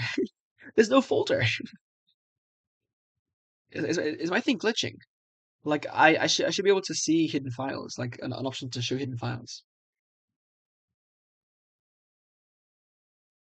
I shouldn't have hidden them. I shouldn't have hidden them in the first place, to be honest. New features. Yeah, there's a command line interface for Obsidian, but I don't know why you would do this unless you're literally on like an old as computer that cannot handle GUI. Like guys, GUI is a good thing. Obviously I use NeoVim, so who am I to talk? But I'm just saying. Um, Stack tabs. Oh shit! I have this built in. How do I? How do I scroll my tab sideways? Oh my god! Shift, Control, Shift. Oh, oh, is that plugin? What the hell? I actually kind of like that. Okay, I might. Should I keep that? I mean, obviously I saw it in the video, but should I keep it? I don't know if I should keep it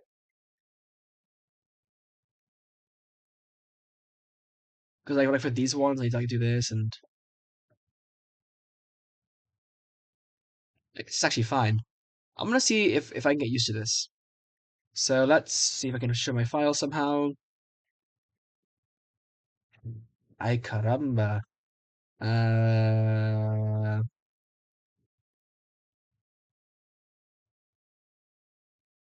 uh, CLI's here. Commercial license? What? One-time donation. What's a commercial license? I don't know. I already paid for the sync, which is here, right? Got 1 gig. Let's go. Reading view for new tabs, yes. Although I do wonder. Well, no, I need reading view to render code and latex, particularly latex. Otherwise, I would do reading view because like this is fine for me to read, but with latex, nope. Source mode, yep, yep, yep. Uh, always focus on new tabs.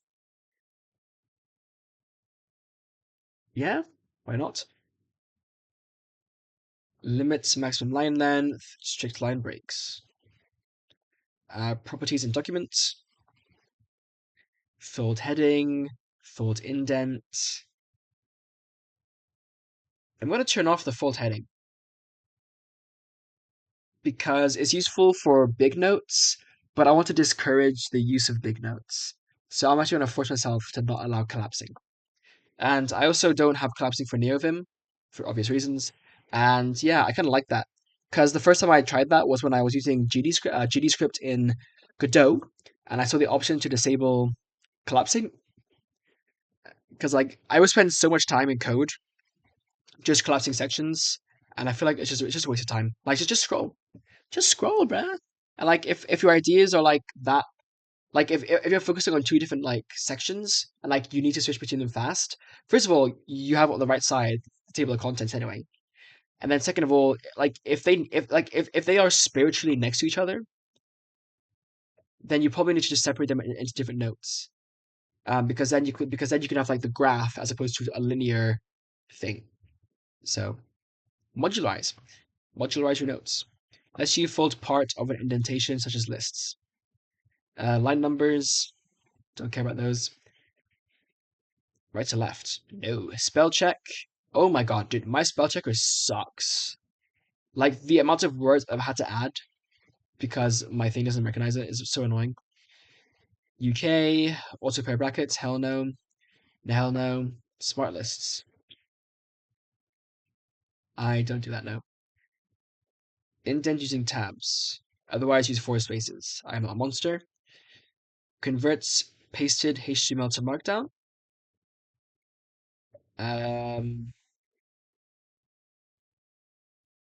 Oh yeah, yeah. Because when you copy paste off a website, it actually copies the HTML, which is kind of cool. Which is how like it keeps track of like bold text and stuff. Vim key bindings. I need a toggle for Vim, honestly, because I do like the Vim key bindings when I'm writing code in Obsidian. But maybe the issue is that I'm writing code in Obsidian. So yeah, files and links.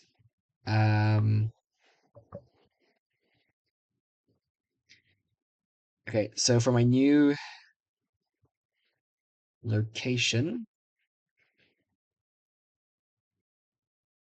atoms. For new attachments, media, my link format, auto-generating. Shortest path when possible. Okay. Update internal links. So I assume that this is for suggestions.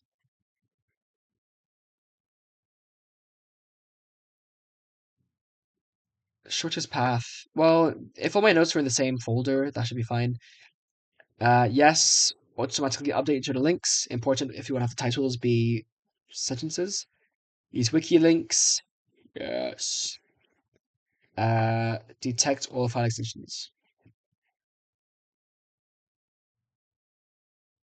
Yeah. Confirm before deleting files. Don't need to because I can access the trash anyway. Delete attach. In fact, if I check my trash folder right now, somehow I think documents, vault, like they don't get deleted by default automatically. So I just have these here. A bunch of Haskell stuff apparently. So I could probably delete those at some point. Deleted files, yep. Excluded files are hidden in search, graph view, and unlinked dimensions. Yeah. These are outdated. Just realized. But I can fix those later. After I rename everything. Bro, I can't see my hidden files. Inline title, yes. Yes. Sure. Font's fine, zoom's fine. Custom app icon. Hold up. Never mind. This is fine. I don't know what else I'd use. Determines the styling of the title bar. What? That. Hardware acceleration. What? What's my GPU doing for Obsidian? What does Obsidian need GPU acceleration for? Like parallel tasks, I guess? That makes sense. CSS snippets. Yep. Hotkeys, keychain, core plugins. Backlinks. What are bases? What are bases? Bookmarks?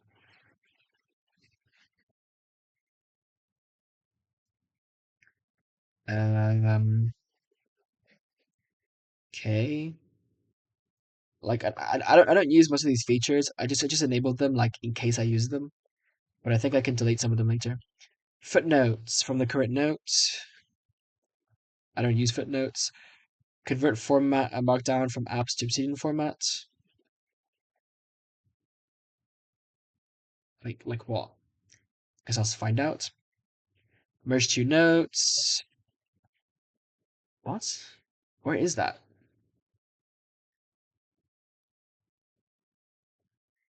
Okay. What's disabled? Slash commands. Don't care. Slideshow? What the hell? Unique no creator. Web viewer. No need. Workspaces. No need. And then got these advanced tables. Lovely. Better word counts. Calendar. I might get rid of that because I don't know if I'll use daily notes. File Explorer ++. Here you go. Hide and pin folders in the File Explorer using custom filters. Is that here? Yeah, okay. So I used to use this to show it again. What else? I don't know. File order. Yeah, so I use that for like this, the 0, 1, 2, 3, 4. Honestly, not that useful though, because I can just do it manually, to be honest. So I might disable that. Iconize. I think I will just disable it and delete it. Okay, well, no, I'll keep it on for now because I can't remember what else it does. Icons, including files, photos, and text. Wait, so these icons were on here by default? Markdown for Agana. Low-key forgot how to do that, but I have not used Japanese in a while, or I haven't studied Japanese in a while. OmniSearch. Oh yeah, that's not a default feature. That's great. Need tab by default. Yeah. Recent files, sheets extended. Do I even use sheets? Stylus settings. Where?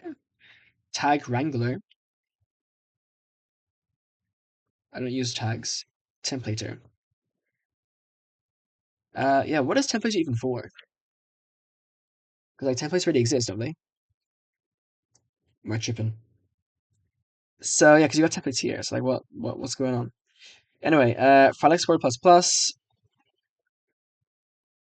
Enable hide filters. Okay. View paths hidden by filters. Yeah, okay, let me just turn that off, because I don't want to hide it. Right, so I got my templates here. I got a diary template and a blog template. And for templater, I've got YouTube and callout. So I'm guessing these are just more like flexible. Can I click? Oh, I can click. Okay, that's fine. That's fine. That's fine. I wish it was a bit snappier, but I could probably find a setting for that. So do I keep both? I guess so. Because like template is more for like wiki templates, and then this template's like a page layout. I'd call it. Except you can also arbitrarily insert them, but so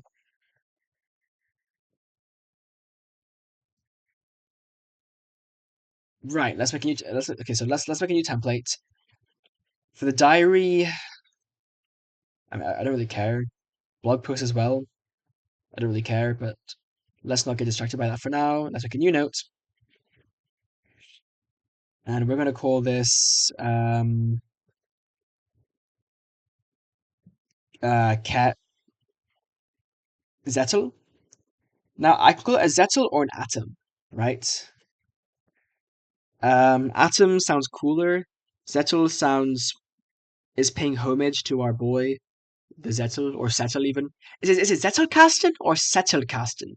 It's a Z, right? I forget how German pronounces it. Why do I even care? Zettelkasten. Pronunciation. Ugh. Not a bot, YouTube. What the hell? Zettelkasten. What? Zettelkasten. Zettelkasten. What? Zettelkasten. Zettelkasten. Oh, is it a D sound? Because it's like till. Zettelkasten. Zettelkasten. What the fuck is this then? Zettelkasten or Zettelkasten? Oh, it's a TS sound. But there's a H. Or is AI actually like tripping right now? So is it Zettelkasten? No, it's not Zettel. Zettelkasten. But then what's your H? Is it like Zettelkasten? Or is it Zettelkasten? I assume Zettelkasten. Zettelkasten.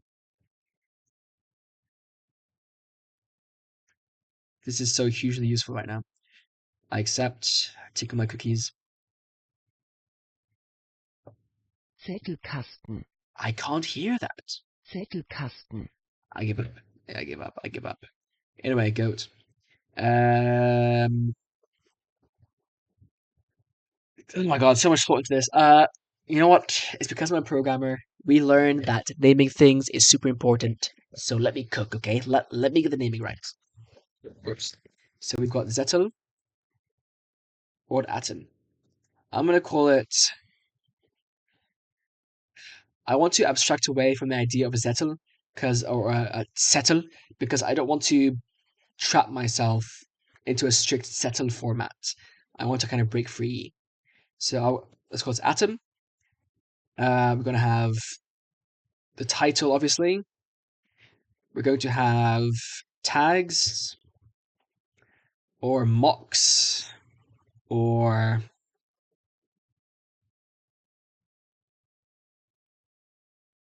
I don't know. We'll have type first of all, which will be one of these. So it'll be like a hashtag note. I mean, they're all notes, aren't they? Like it'll be a note or like a mock, right? And then we'll have mocks. I'll find it. I'll find better names for these because I don't know if I like this mock name or like hubs. Yeah, hubs / tags. Let's just do tags for now. Let's not get ahead of ourselves because I don't even know what this is necessarily getting at. Then we got our body. So body. and then references. And yeah, awesome. If there are no references, then don't bother. But otherwise, chill. So now if I Control Option E, Option Q, I can just do an atom. Awesome. Okay, so the ID is in the file name and the contents. The main reason is to create redundancy. A use case is to access it from anywhere. Yeah, that's fine. So actually, in that case, should I do both then? I guess it's just a safe idea to do both. So let's do title. The issue is if these ever don't match up, I'm in a deep doo-doo. So, but if I do a call out, I get to choose like more specific things. Like, how do I do that with templater? Because that might be more useful then. Const callouts. Yeah, here. Const callouts equals these. Yeah. Template is more powerful, so I might use templater then. To some extent. Or maybe I just don't care. Can I have the title used here? It says to use the title, so I'm gonna just keep it for now. Also, aliases. Do I want aliases? Probably not. The ID is time-based, never changes. If you follow a link, you can perform a search for the ID. The tags are hashtags. Okay, so this actually uses tags. I don't want to use tags because people say I shouldn't, but maybe I should. The archive uses Markdown. W Markdown. I guess you could use like latex as well. Latex. Citations and book references. Multi-markdown syntax. DokuWiki. What? If you use DokuWiki, you could consider not making each letter its own wiki page. The design of the user interface is more tailored towards longer pages. Okay. But link to subsections. Well, why would you use a wiki? I'm a real person, guys. Am I on a VPN? I'm not on a VPN right now, so I don't know why it keeps on giving me checks. Like, is my network suspicious? Like, I'm on my accommodations network right now. Highly okay. Open source wiki software, no database.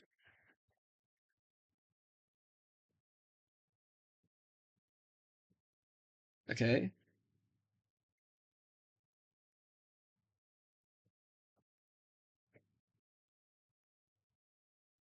And these are like public wikis that you post because it looks cool. Any examples? Features, syntax, users.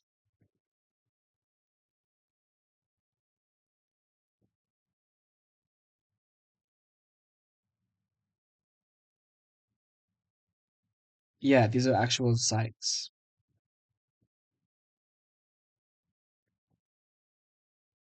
Okay, I'd like to see an example if you don't mind.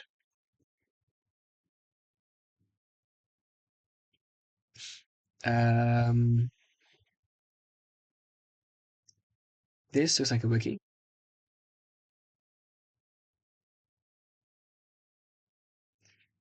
I'm not a robot. English ukagaka are ghosts. Cool. I mean, I use wiki.gg, but this is certainly interesting. But I don't mind relying on wiki.gg. They do some good stuff. Okay, starting now.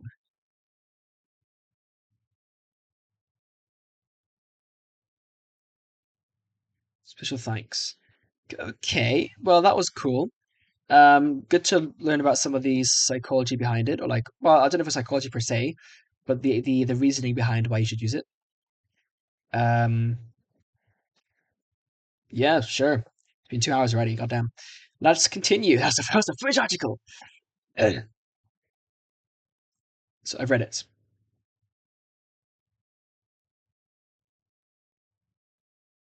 Okay. Reading. That's a thing here.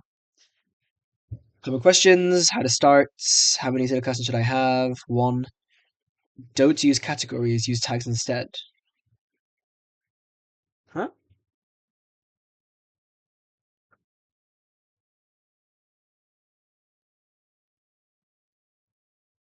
Okay, never mind. What should my first note be? Doesn't matter. Send links between notes.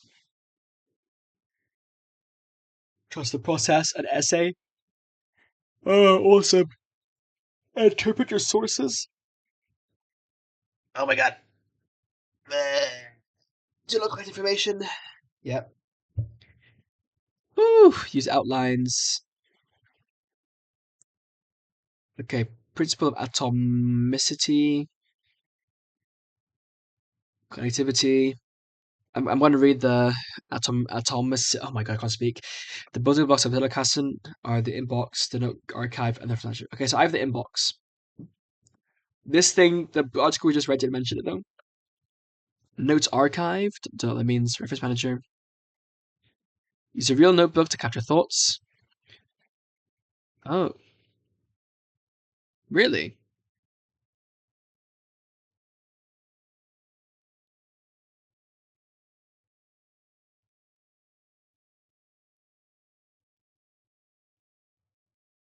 Not a bad idea.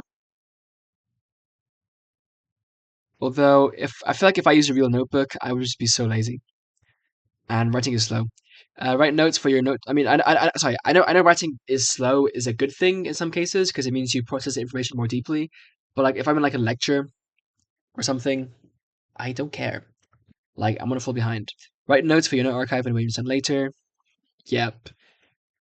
Just basic just basic note taking advice, really. I mean, basic. I don't know, but like, it's stuff I've heard before. Scaling it, writing, daily practice. Yeah, I do want to start making some for blog posts. I mean, I do have blog posts, but not many right now. Reading.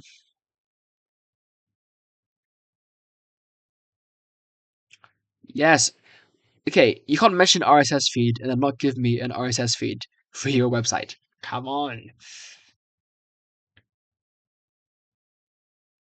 History. Okay.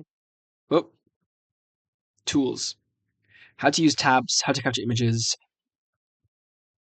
Wait, what is the archive? Is it like an actual thing? Oh, Shiza. The archive from macOS. It's an actual note-taking app. What? They have their own Zettelkasten app? I wonder how it compares to Obsidian. I mean, it's Mac only, so... And it costs money. What? It costs money? Boo. Boo. How do I RSS feed? Please. Please. Oh my god, there's too many posts.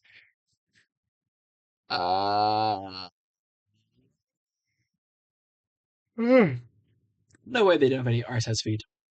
Zettelkasten.de RSS feed.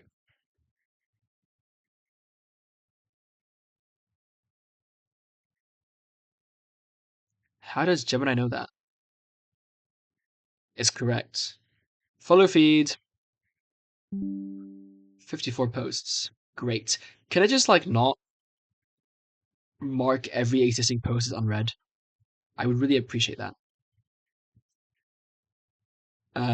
So here. Okay. The complete guide to atomic note taking. Okay, so these are good for later. This is just I can't speak. This is just an interesting article, so I'm gonna bookmark it to my Obsidian folder. By the way, I do have like this Obsidian thing to keep track of things I want to read, like research. I wonder if I should put them inside Obsidian itself, but like I might as well use my web browser for that, right? So this should be fine.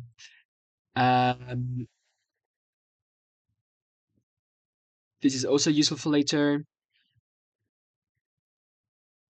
No titles. Okay, this one I was actually curious about. So in today's newsletter, we will discuss a fairly technical aspect: how to link. So I say I want to use titles as links because obviously Obsidian lets you. Obviously, Obsidian does let you rename your titles, and then it will automatically update your links.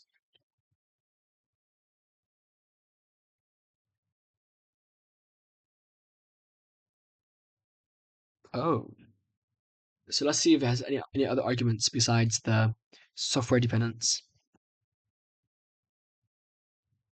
Okay.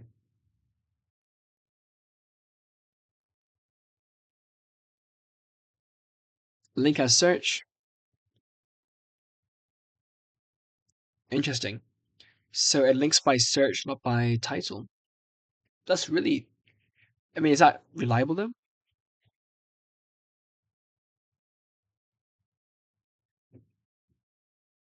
Oh, so it's just for the ID. Okay, so the title is ID. You may object to the second reason. Yeah. Obsidian mentioned will observe yours. Sorry, let me zoom in here. Your Zettelkasten. Uh, the note title now effectively sitting as ID nudges you to write the note, so the note content adapts to the title of the linked note.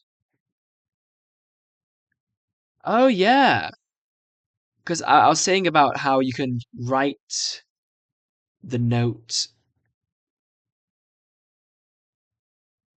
in line, like a matrix is similar to a vector, where vector is a link. But then if I change vector to like vectors are cool, then that obviously breaks the sentence. Um, but I would, but then it'd just be good if Obsidian like renames, changes the link, but then also keeps the old link as the display text for that link where it was used. That would be good.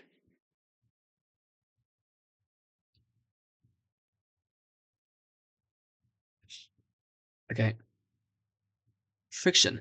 The meaning of the link needs to change depending on the context in which you place it. That means the optimal note title would be different depending on whether you take into account just a note's content or the various contexts in which you link to the respective notes. Separate the ID and the title. In the archive, it is encouraged by the link as search feature. In other apps, you can create a separation by creating a link alias. Maybe I'll do that then.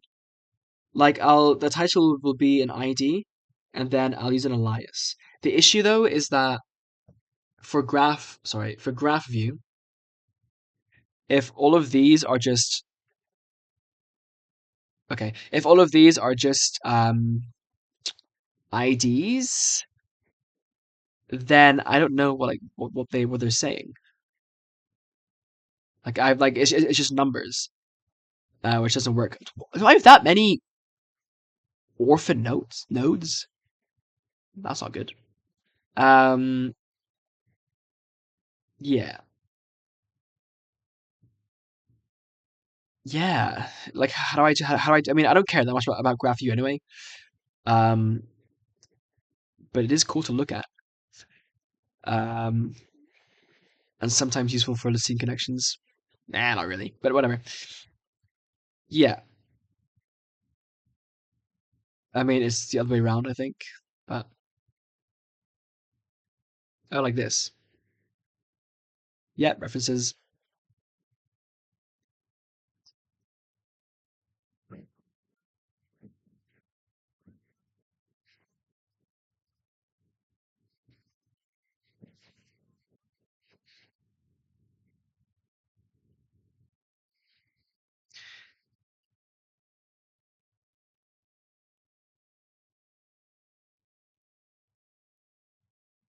Yeah, this is also an idea. I think I prefer this. The link context is a technical term for the context provided by the note from which you link to another note. If you want to connect a note, put double brackets and then line context. Yeah. This is Obsidian.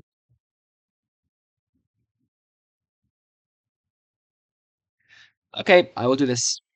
So I'll have my title, and then if I use it, I'll do this. And I might even go as far as if the thing happens to fit in the sentence by itself, like I studied the identity of the Zettelkasten, then I will still copy it. Just for like future safety. Save this for later. Okay. I don't think I need to read this. Linking status. Decentralization. Okay, actually, these are useful. The tools. So I'll read that. I'm not making an account. Well, I thought I had a Medium account, but whatever. Wolfgang Hagen. Well, Wolfgang is such a cool name. Shout out Beethoven. This one's for Obsidian. So that's something to look at, and this I will also need to look at. I think I got these links from the Obsidian Discord server as well. So clearly they should be good. Okay, I'm just gonna go. I'm gonna go piss. I can't. I don't know if I can pause my stream. So I'm just gonna do this.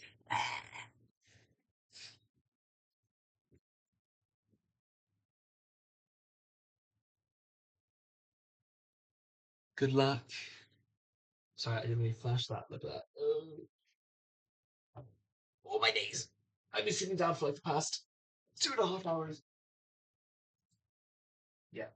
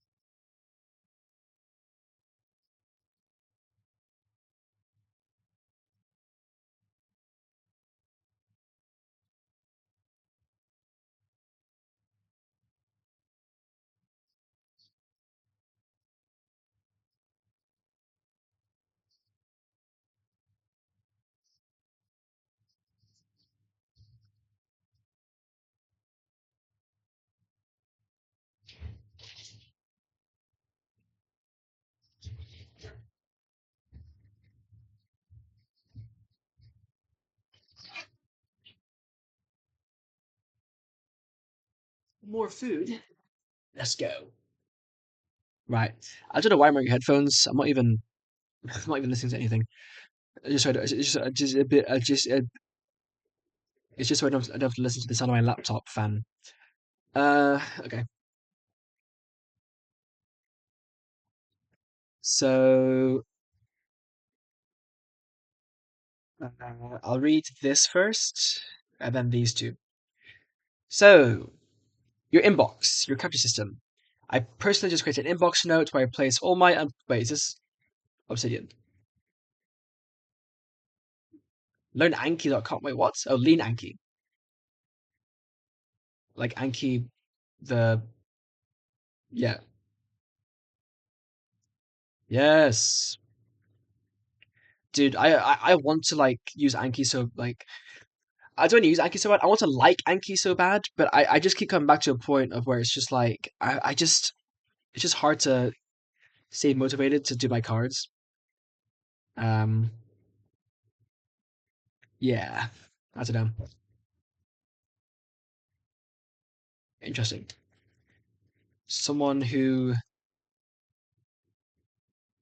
AI? Oh, Al. Someone who uses Anki writing about Obsidian and note taking. Anyway, yeah. So I place all my unplotted ideas or my hypotheses. Sometimes I use paper notes. Yeah, write them down. So I have my inbox over here. Obviously, it's empty right now, but this is what I'll use, right? So I'll just like do a list, I guess, or maybe not even list. Maybe like separate things, but then go through them periodically, so the list doesn't become too long. I don't know. Which is one benefit of using a single note is that you do actually put them like you feel you're more inclined to filter them, like go through them. Whereas if you just like have a folder, then you can just have an arbitrary number of notes that you'll never come back to. Whereas if all of these were like written down here, I would feel a lot less happy about that. A reference manager, Zotero, because they have plugins. Wait, I can use Zotero with Obsidian. I forgot. I might use Zotero then. I might use Zotero. I mean, do I have Zotero? Did I just misspell it? Zotero. I do. So I could easily set that up. My experience with Zotero wasn't that great, but maybe I just need to set it up better. Is Obsidian open source? I don't think it is, but just to verify, no. Is Zotero open source? It is. Nice. In that case, I will use Zotero because it's here to stay. For collecting reading material, though, I use both Notion and Zotero. I use Zotero for academic papers and Notion for articles and long interviews. What do you mean? How to set up your Zotero for easier note taking? Can't be bothered. Maybe I can't be bothered. Let's have a look. So wait, does this guy use Obsidian or Notion? First of all, no mention of Obsidian. They use no mention of Notion, except for this. What? Zotero Zot file. Okay. My question is then, do I need Zotero, or can I get away with just putting my references in Obsidian directly? Like, I know Zotero is good because it can like generate a list of references, so that's good for like writing actual papers where you need to list them out automatically. And it can also generate information for you, which is useful when it's correct. Um, yeah, okay, maybe I'll use Zotero then. Well, let's see how good these are.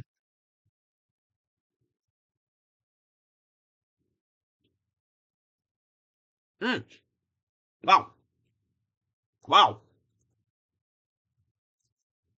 Shout out, um,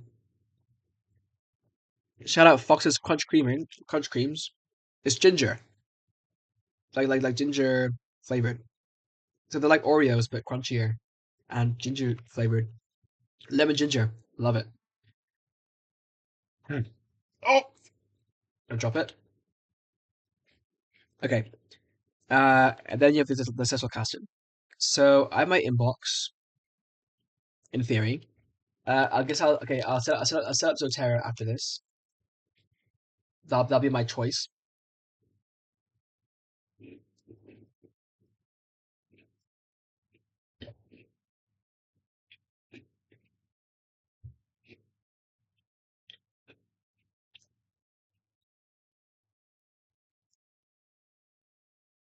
This guy uses the archive Sublime ZK. What?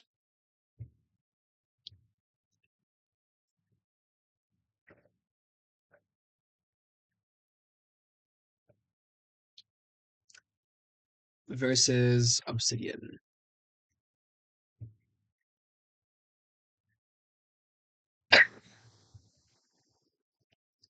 Okay, you know what? It's not really a question. Um, so capture information.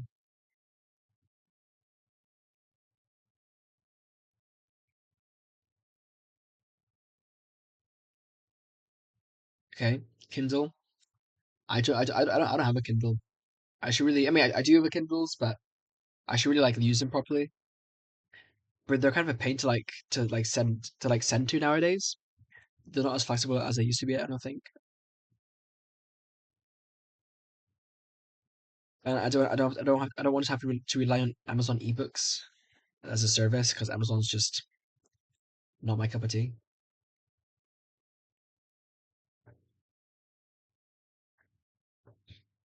Afrans,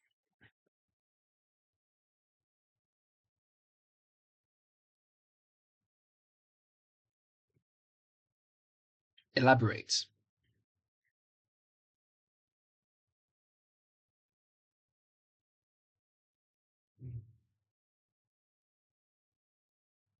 Uh,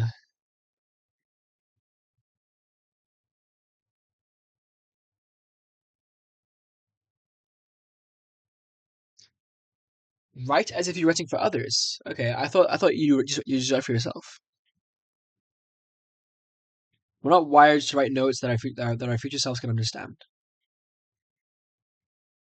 Okay. Although I assume that the other person knows the same like vocabulary as you do and stuff like that. Terminology. Um. Okay.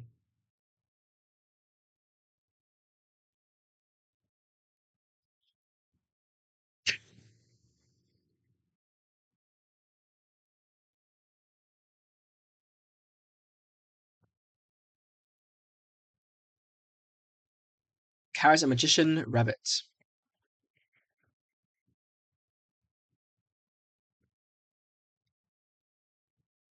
Right.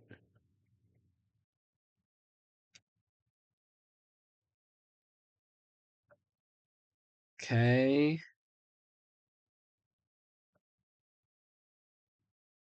So these are structure notes.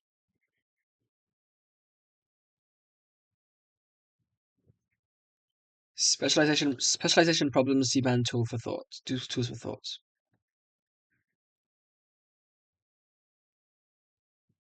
Okay. L is literature notes. L2 middle level structure notes. L1 top level structure notes. Double hashtags. Okay, I think we're going a bit too far now. Let's have a look at this one then. Obsidian.rocks. Hold on. There's a whole website for this. What is Excalibur? And bases. Like what are bases for? Filtered lists of notes. Wait, should I use bases for like instead of mocks?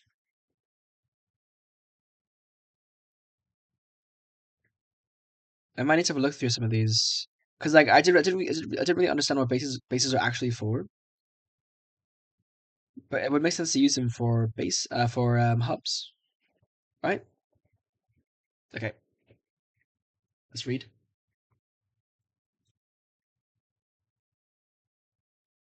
I don't have any I don't like a thing to capture crumbs here. Oh well. Also, I'm shedding hair like crazy. What the hell? Not cool.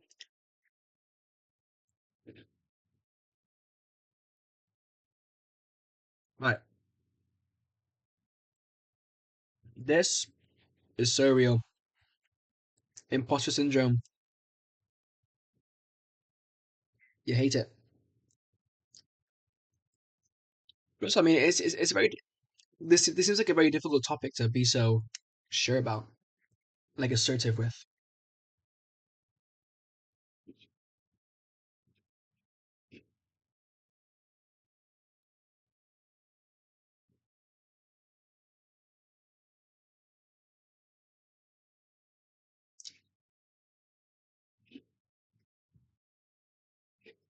Okay. So this person's a bit more humble. They acknowledge that their system may not be as faithful as other ones, but that's why I'm interested, because like I doubt Zettelkasten in its initial form is perfect.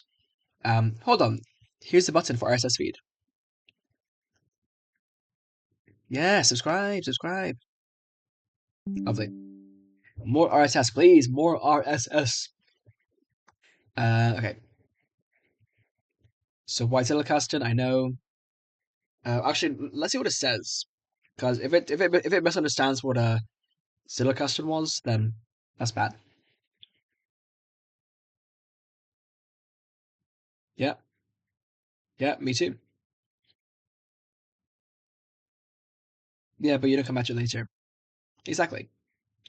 Exactly. What? 10-gallon pot, gas burner, wood chiller. Well, helium notes.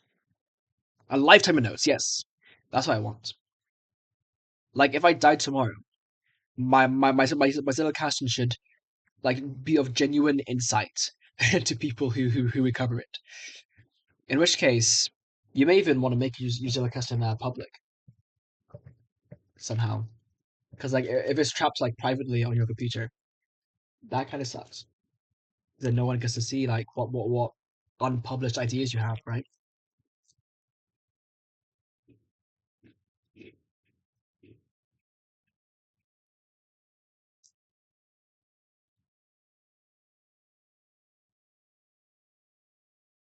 Okay. So fleeting notes, permanent notes, and literature notes. Okay. Hmm. Um,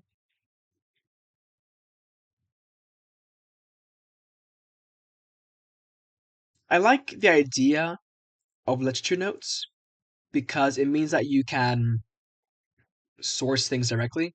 Like I assume by literature notes, that could mean just like a quote from a page, like a certain page number in a book, right?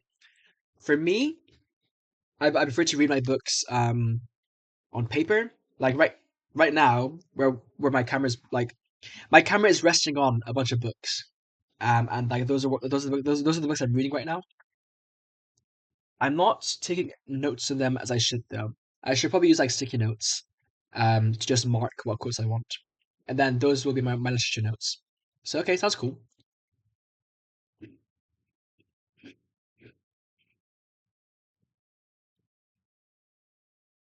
Hmm. I should jot things down more. I like bookmarks for stuff. I mean, obviously this is the main one for like stuff. It's for like articles I want to read later. But yeah, I don't really look at these that often, to be honest. Probably should go through my bookmarks and have a look. Like what's temp? Some of these should be in in my Obsidian folder.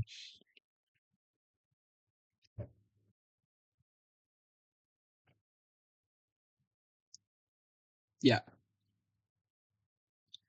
My honestly my issue with fleeting notes is that whenever I have a fleeting note, I'm rarely on my computer. Um, which is weird because I use my laptop for like so many hours a day, but like they often come to me when I'm, I don't know, like just like not on my workstation. So then I rely on my phone, but typing on phone is a pain in the ass. So maybe I should. The reason I have this voice thing enabled is because I should probably take just voice notes. Like if I were to record right now, hello, this is a note. Then it puts it in, right? Hello, this is a note. Yeah, I mean that's great. So I should definitely make use of that. Let me just delete this file if I can.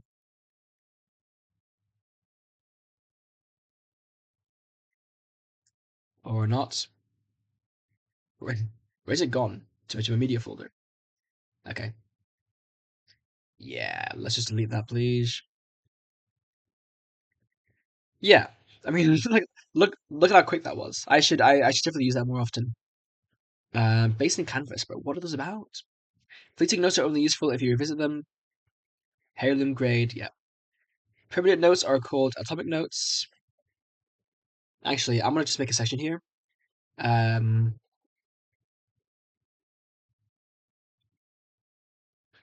Actually, I don't want to separate voice notes, so I'll put this. I'll just put it as a note here.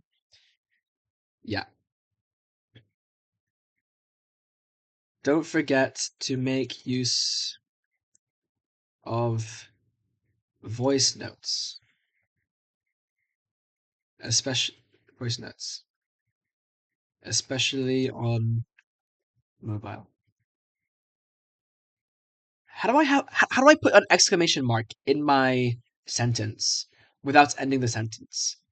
Like, we need a comma, exclamation mark. Change my mind. Like just like this, I guess. But like, that looks so goofy. Quick unlocking, guys. Humanity is we need a reform for punctuation, honestly, in English. So okay, so the permanent notes are the atomic notes. Where are fleeting notes? These, okay.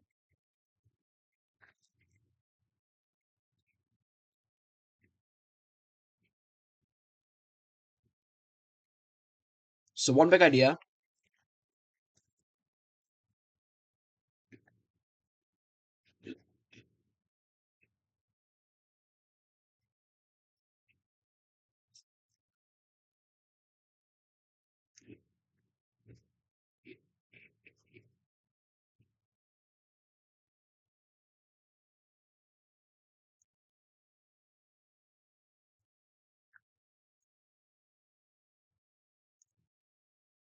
So one. Wait, I need to put this into my own words. So one big idea. Context not needed. Own words and link to other notes. So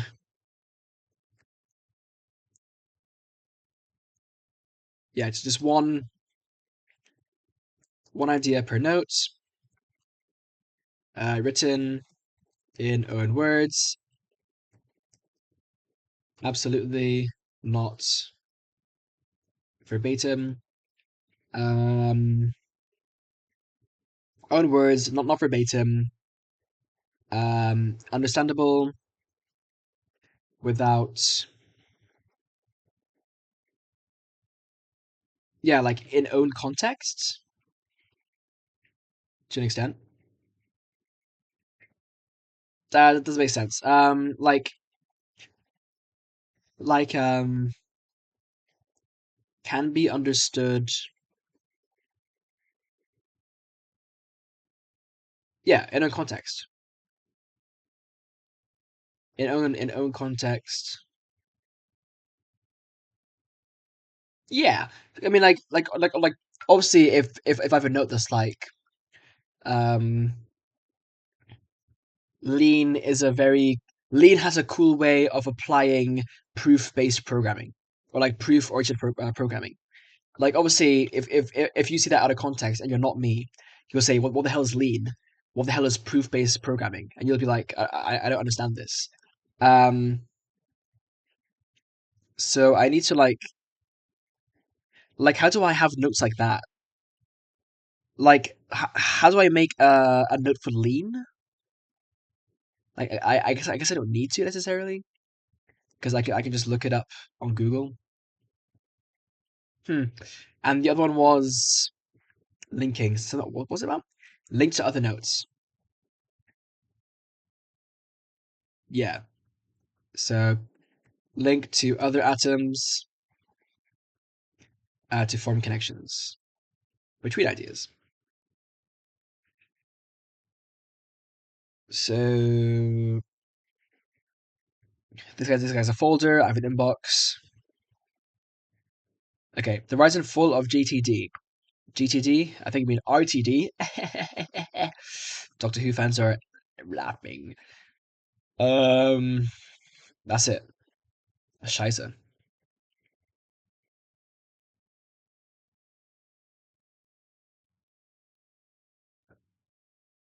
There's a person for whom GTD is a perfect fit.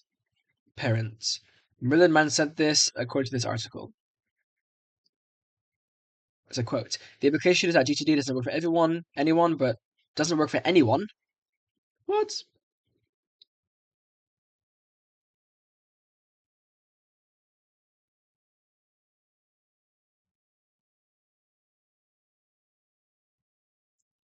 But David Allen, I see. Sorry, that took me a second to parse. I'm a bad reader. Okay. Quick examples. Does this work? Can you link to references like this? I don't think you can. Wait, but this is on an Obsidian. How are you doing that?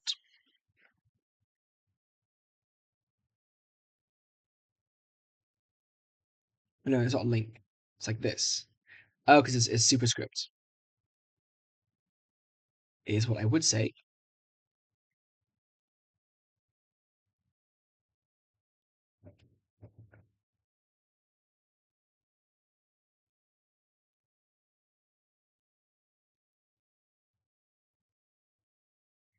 What?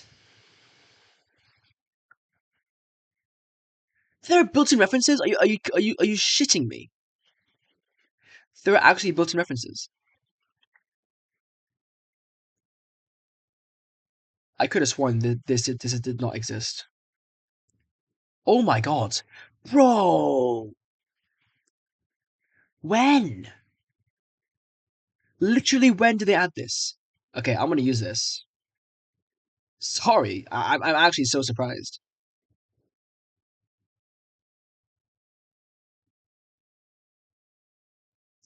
Make use of reference the reference feature. Since when?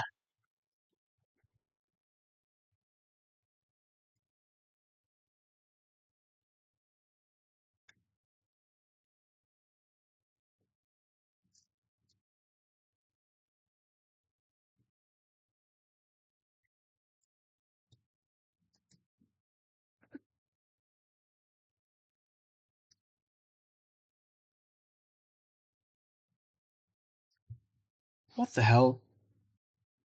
I'm actually crazy. I mean, I'm going crazy. Okay. Yeah, one idea per note, parent notes, but I don't like the tree model, so screw that. Oh. Also, is this entire um website / blog just this one guy?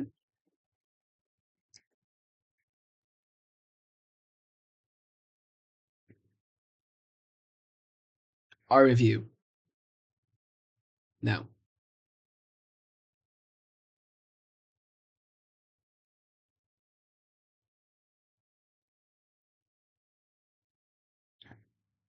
Tim Miller. Okay, so there are multiple of them. Is there like an about? No. Well, I am subscribed to the RSS feed, so but I do want to. Yeah, I definitely need to look at these because I want to learn more about these features and why they're useful. Okay, last article.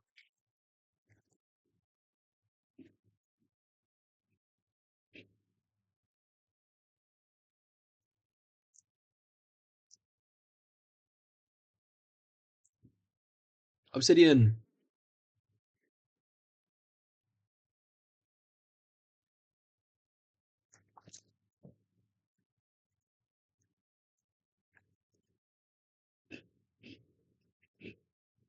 Oh my god. Oh my god. What? How do you make 6 figures from writing? That is Macchiaro. So that's his name. Because he sells courses. 6 figures is crazy though.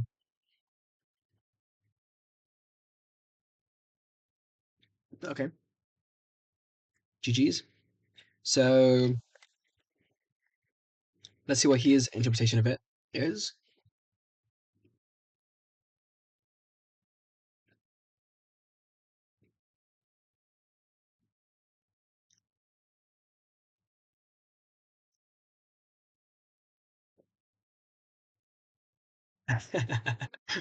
Okay.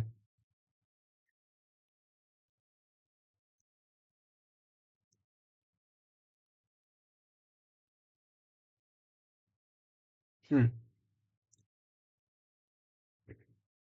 Yeah. It's free.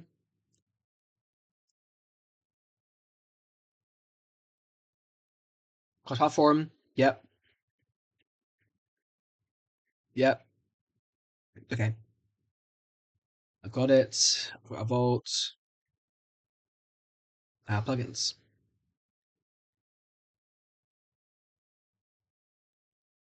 Oh, really? No plugins at all. Nice. Okay. So they don't use Obsidian by themselves. Okay, that's good. Good to know. Yeah. Yeah. Mobile is so important. What's Bear? I've heard about Bear before, actually. Oh, but they use something else for voice notes. I mean, I'll see how Obsidian works for me. Um, the mobile app isn't too bad, but it's not great. Mm,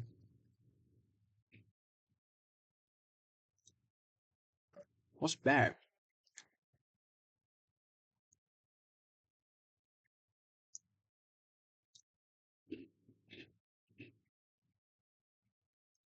No! Apple only. Hey, Swift.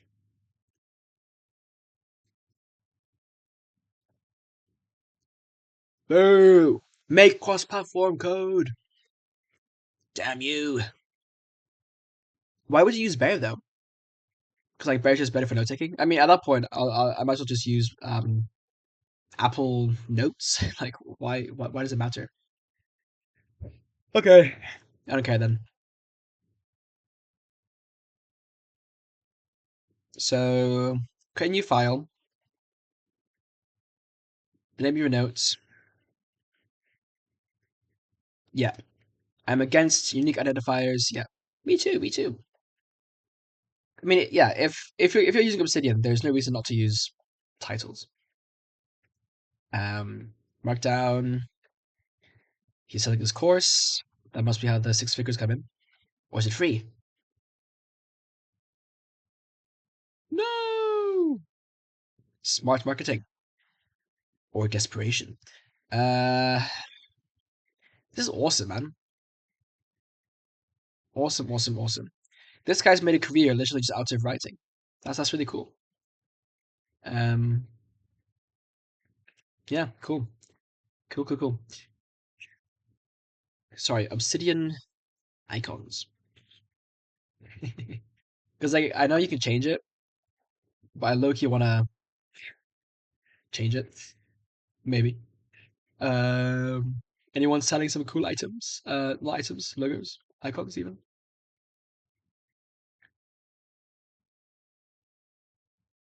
What is this? Red. I mean, I could change the color, but like, why bother, man? Actually, can I change my Vivaldi icon? I wouldn't mind. Vivaldi, give me my settings, please. Appearance. No. I can do it on mobile. Woo. Oh wait, okay. So for my RSS feed, I can change this. Um, sort by date. Yeah. Uh, mark unread ones as read. No. Okay. Wait. So writing. So not copying is called the Feynman technique. I've heard about this. My friend Takumi, he talked about this. A four-step learning model designed to master any concept by simplifying it. Oh yeah. Explain to a child, dude. I love the Feynman technique. Richard Feynman, goat, goat, the goat of like science communication. Honestly, so cool. Like he understood what it meant to be a good communicator. And I really think we as a society have I've got to get back to that. Yeah.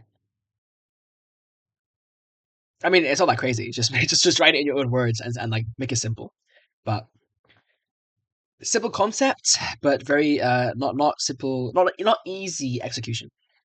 It takes real practice and skill and understanding of the topic. One link rule. Every note gets at least one link. Not 10 links, just one minimum. Prevents orphan notes. Okay. That's okay, except if you like obviously starting out, or like you have like a brand new idea that isn't connected, because like orphans aren't good, right? I would just say make your notes, and if you find that you get no links after like a few weeks, then revisit whether you want to keep it. But you shouldn't delete notes anyway. Like you shouldn't. Naturally speaking, you shouldn't have many orphans, because like why would you just have one cool idea in isolation and like never have anything else related to it? Like that seems a bit fishy. Um, yeah, creating your first link in Obsidian. Okay, okay. Folder structure. Let's see how this guy does it. Flat. No folder. Yes, sir. Our brain doesn't use folders, it uses links. Well said. Well said. Is that even true? I mean, like we see neurons are like a bit like a web, right? Like that's how we envision neurons in a way.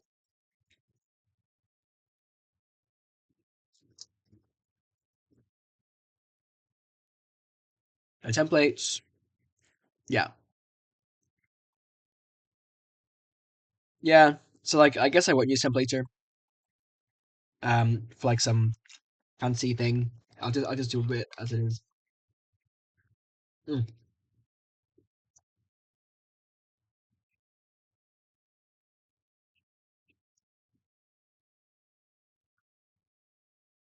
okay.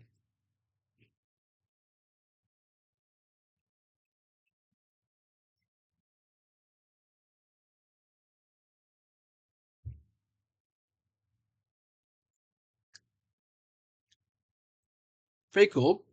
Very minimalist. But I would say um don't have a related section. Integrate the relatedness into this. And yeah, good to go. Also tags, but I want to see more opinion on tags.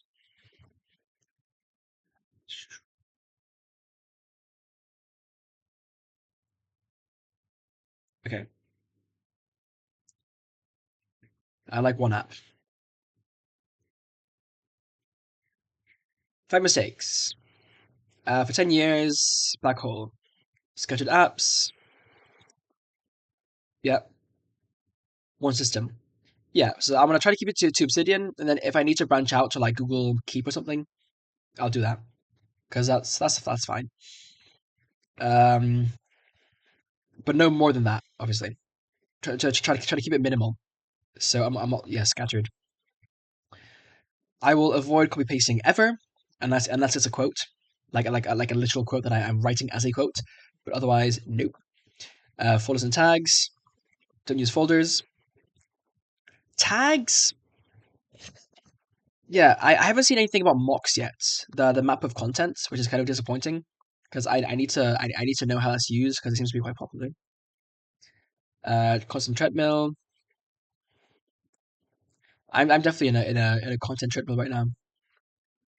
As in, well, I was in a content treadmill. Although since I've now started making videos of my own, I've been more focused on actually doing important stuff, like creating stuff. And here I am now back on the Obsidian grind to get set up properly because this is important to me. Yep.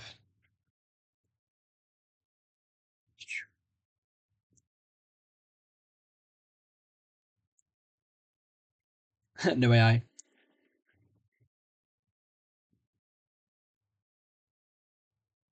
Yeah. I mean, yeah. We can hope and pray that Obsidian improves its mobile system. I got a lot of plugins. I should really delete some.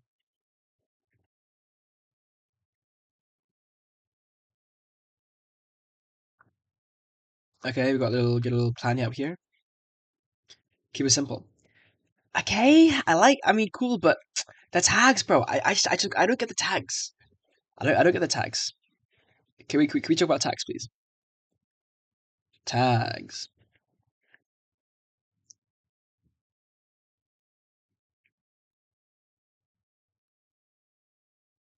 Does this guy even use folders?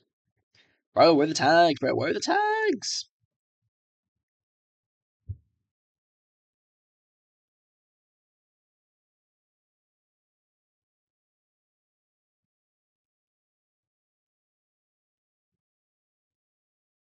They have five holders, yeah.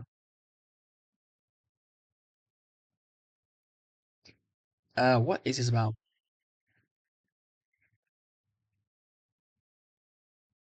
Like, what's the base for?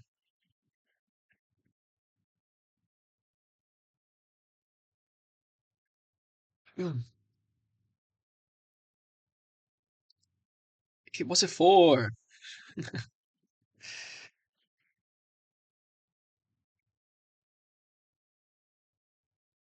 Okay, filters. Why? Why?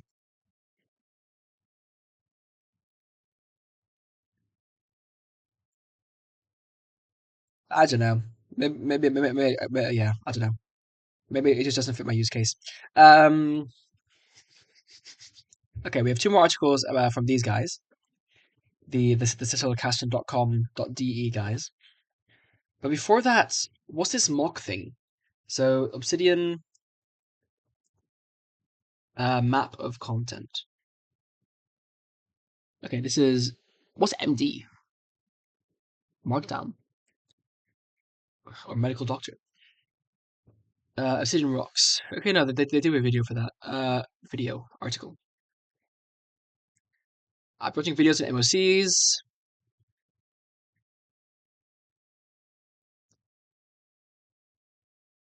Homepage. Programming neuroscience psychology. Ooh, that's really vague though. Like really broad. Like programming would have like hundreds and thousands of notes in theory.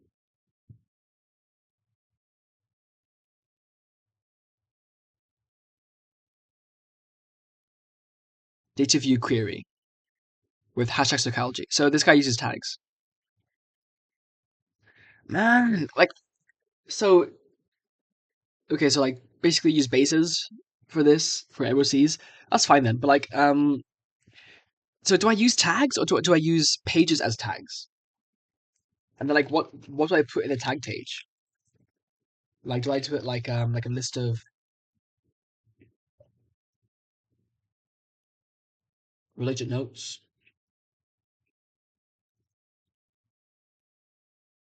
Like a tag for psychology?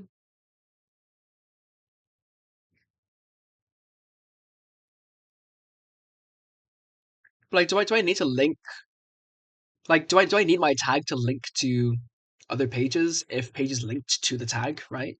Like that seems a bit counterintuitive.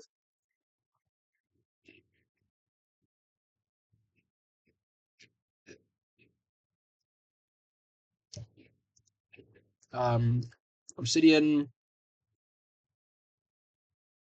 um Zettelkasten um tags. It's like why like you don't need the tags to link to other pages if pages link to it. But it can be one way I could think about it being useful is if the tags have their own descriptions on the topic. Like if I have a tag for complex numbers, I can explain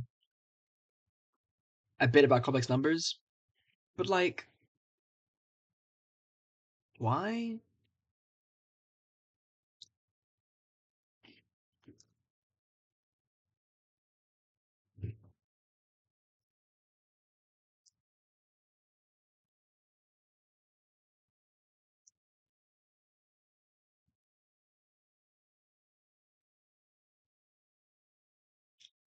Let me require these two terms. I thought it'd be a bit more than that.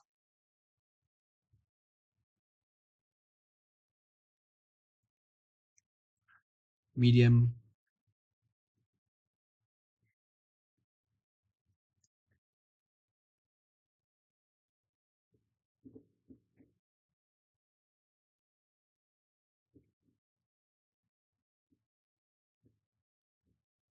Death notes.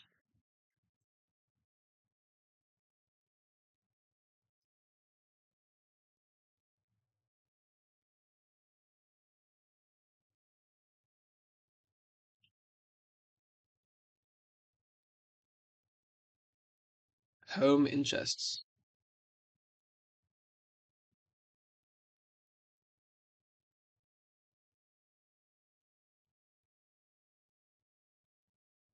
Um,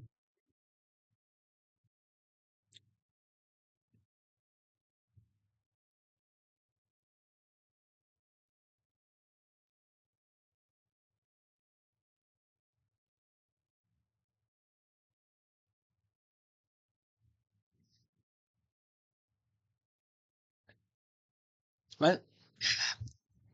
But can't you just have simple tags? Like, if I have a home link, is home also a map?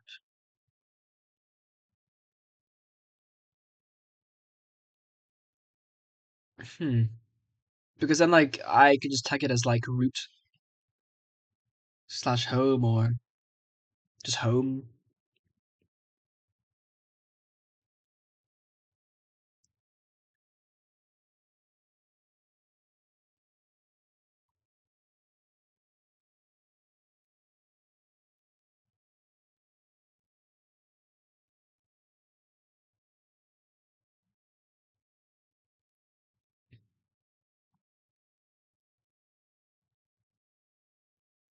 Ah,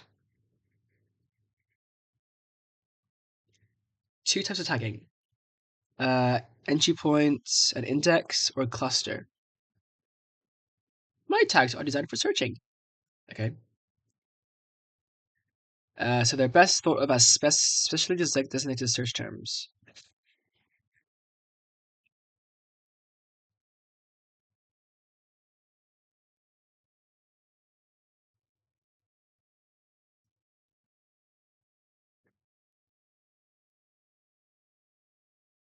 Keyword tags and thematic tags.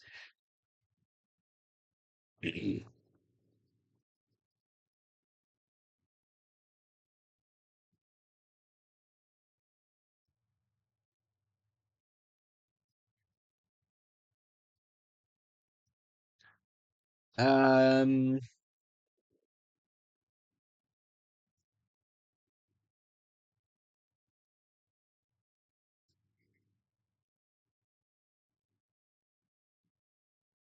okay, I'm gonna come back to this later.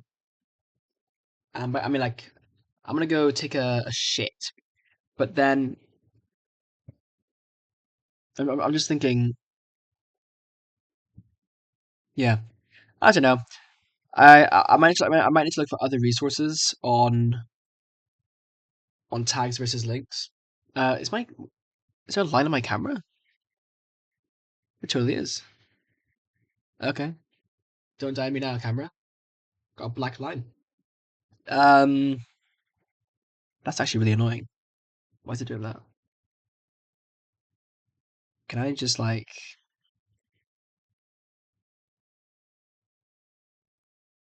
Whatever. But yeah, I'm gonna go investigate that on the toilet. Think about it, like a true philosopher. And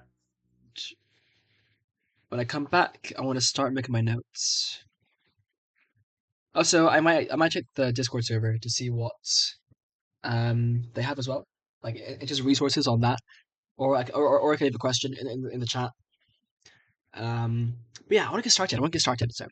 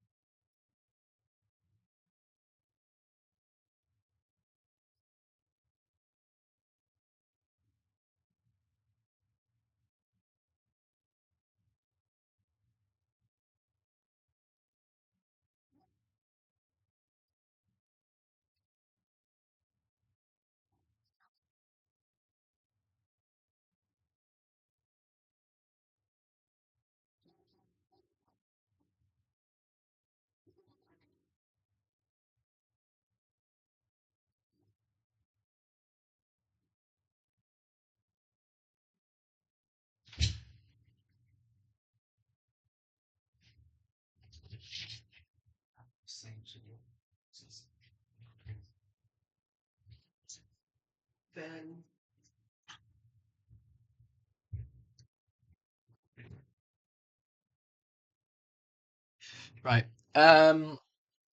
So I looked in the Discord server, and no one's replied to me yet because I did ask any tips for how to use links and MOCs, blah blah blah blah blah. But yeah, I looked at the resources. I'm not really finding much that's actually for like how to use MOCs effectively. Like I know what they are, I know what it means, but how do I use them effectively? So I'm going to. I think the best thing I can do is just look for examples of existing Zettelkasten and see what people have done. So Zettelkasten examples. I don't care too much about the platform. 5 years ago. Let's have a look. There's a subreddit for the whole thing.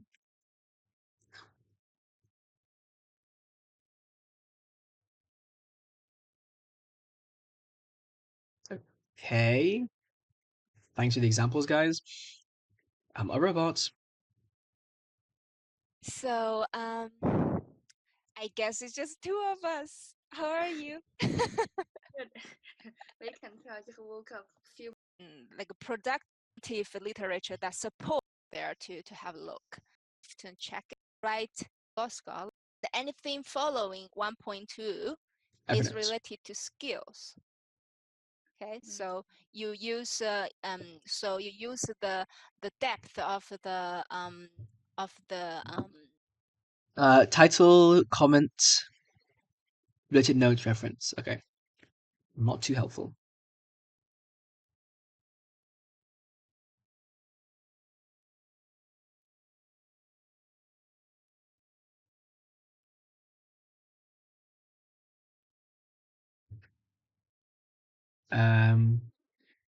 This guy's saying their graph is bad. Yeah. Screensaver. Yeah, that's cool though.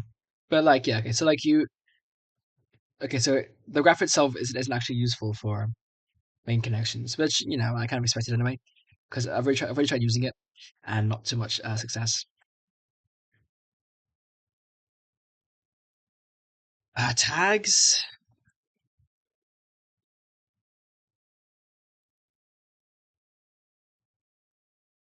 or categories. Example. Bro, then no the hell Zettelkasten examples. 5 years ago. I mean, it should be timeless, I guess. But it's kind of weird that these are all so old. Okay, here's one.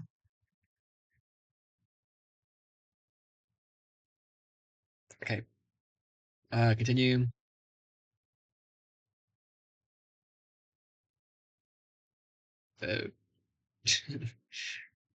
What was it sent to my email, but then it just exposed it.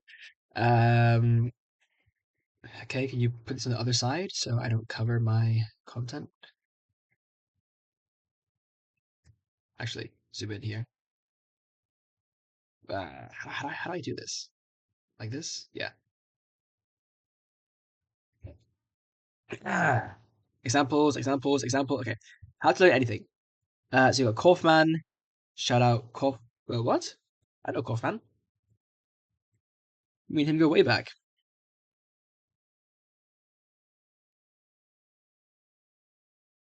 I don't know who that is. Kaufman, 10 out of 6 expert. What is this? A fleeting note. Okay, let's do notes. Permanent note. Okay. Content first, topics. See also. Okay.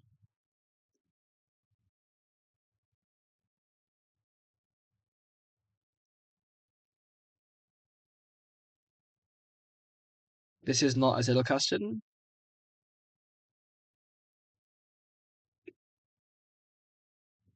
Here's one.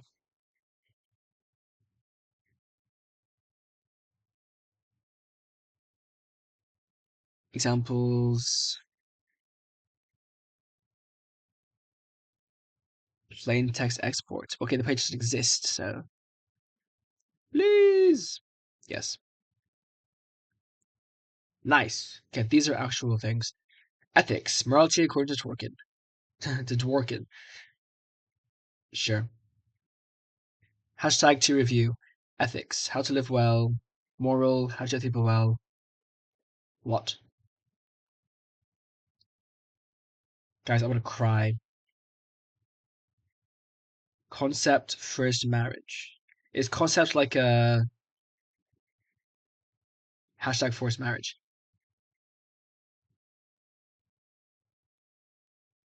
Why is it why is it mostly Germans getting on this stuff? Uh, okay, so here's an actual note. Obligation.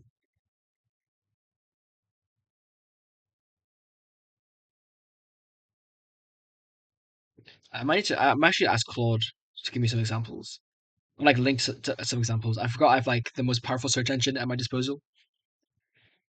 What the hell is this? This guy's using. Is this Vim? It says archive.org, but this looks like Vim.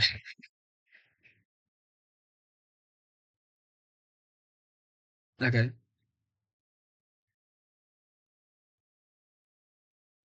Structured notes or tables of contents. Yeah. Okay, but like, how do you use structured notes? I am. Yeah, I am.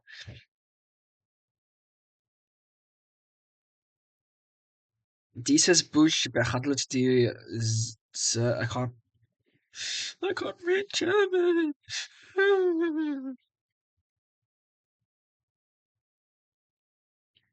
The digital burnout. The anecdotes of Uber smartphones. Cyberpunk theme. Androids. Menschenrecht.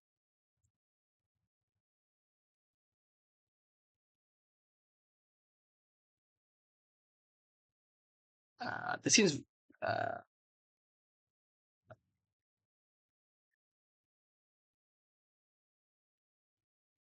this is a structured list. Aye, aye, aye.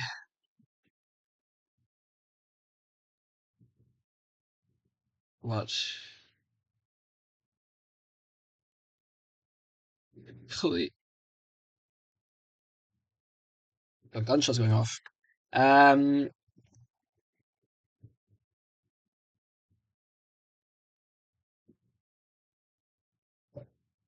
Fireworks? For what? It's fireworks or they're bombing Liverpool, but let's have a look.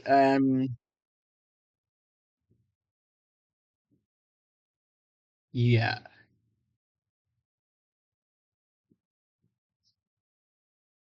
I'm struggling to find for some reason. Actually, can I use the voice to speech? For some reason, I'm struggling to find examples online of Zettelkasten notes for Obsidian. Could you direct me to some examples? In particular, I want to know how to use tags and quote unquote MOCs properly so that they are future proof and genuinely useful. That is good. That is good voice recognition. Goddamn.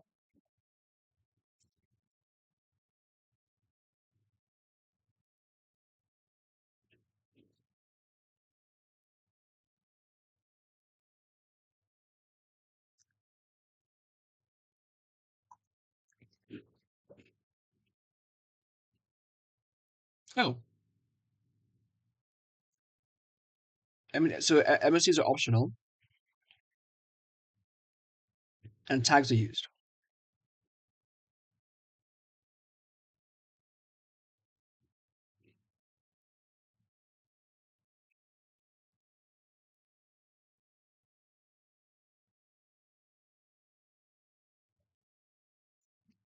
This is 4 stars, but you know what? I'll hear it out. It's AI. We don't judge. We don't judge.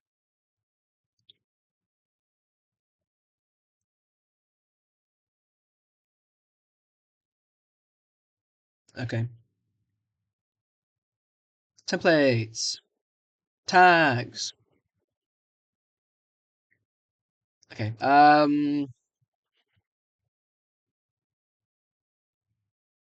So these are notes.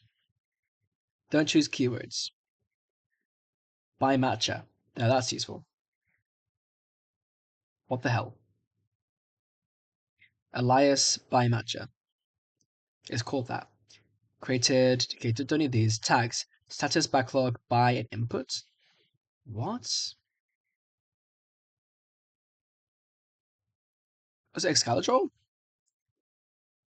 How do you use Excalibur? I want to look into that. I mean, I'm not okay. I'm not much of I'm not much of an artist, like a hand drawn artist, but it seems to be popular. Don't choose keywords. Bro, this is not helpful. I want an example. Okay, this guy invented the term MOCs apparently. Holy moly, this thread goes 4 years, 5 years. It's no secret that some people, me, believe MOCs to be ultimate thinking tools.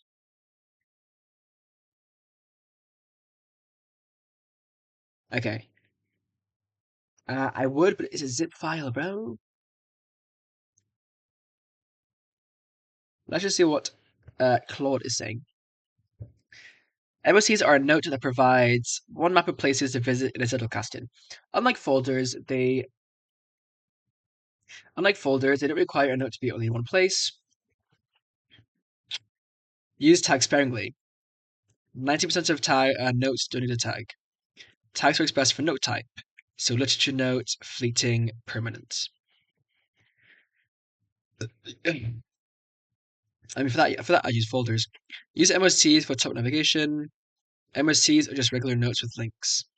So they're plain markdown and survive any app migration. All permanent notes, ultimately linking to an MOC, helps bridge the gap. Okay. Static wiki links and MOC format durable. The LYT kit.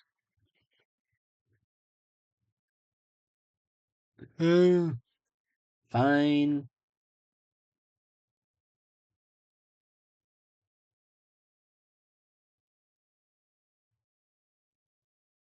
Okay.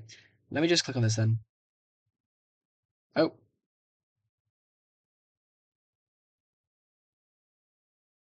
What?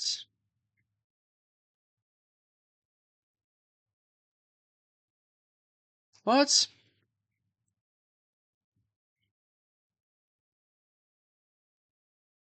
Bro, guys, I don't want to sign up to a course. Can I just see? Can I just see it, please?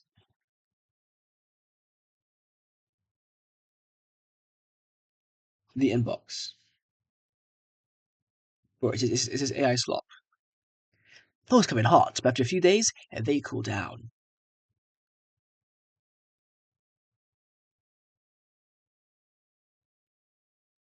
Okay. I don't know. I don't care. I don't care. Okay.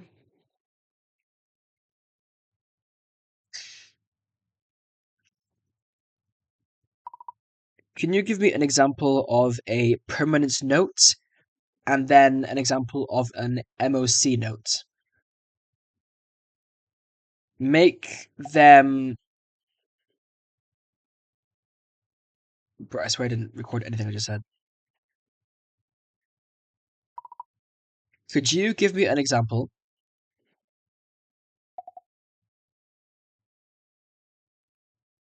Bro, hold to record. Can you give me an example of a permanent note as well as an MOC note? and make them programming related just for my sake, since that makes it easier for me to relate to.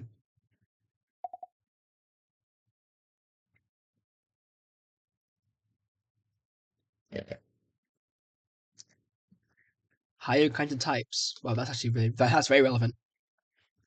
So you have a tag for permanent note. Oh, that's right. Created. I don't care when it's created. I can see when it was created. A type constructor that takes another type constructor as a parameter.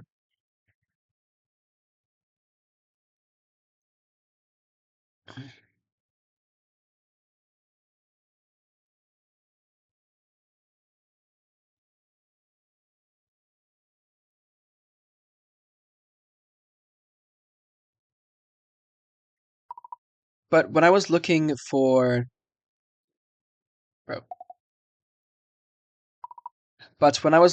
examples of Zettelkasten notes,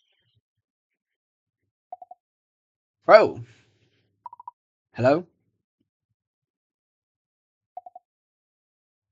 Okay, or Claude actually. But when I was looking at examples of Zettels from guides, from the big guides, from the most reputable guides, the titles were more like, let's not misquote here.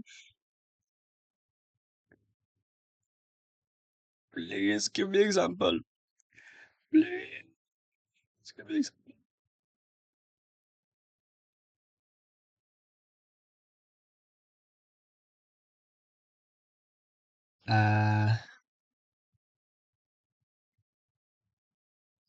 Demonstrations. Oh, cool. Okay, we got demonstrations. Ay, la, la. Please, bro. Okay.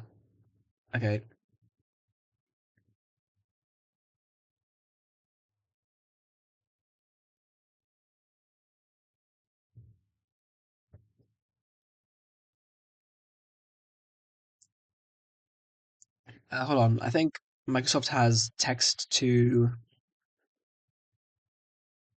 image to text thingy, whatever it's called.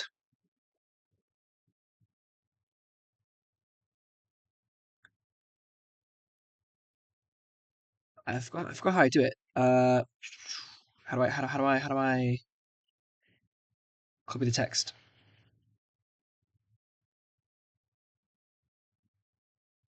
No. No. Is it here? In Power Toys?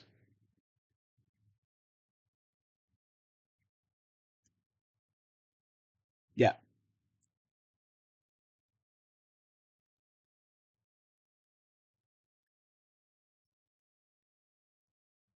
Okay. How's it messed that up so bad? Strugung. How's that you? How's that you? Struggling when you struggling when you acquire a skill can be important to become great in your field. I got a reply. I recommend the Zettelkasten threat for ZK specific questions. Thank you. I'm gonna shoot someone. Don't be afraid to think inside or outside the box. Any pins in this thread? Yes. People say Zettelkasten is good for academic research, but not useful for lecture notes to pass an exam. But what is? I mean, like it sounds compelling. It sounds so like the idea of Zettelkasten sounds okay.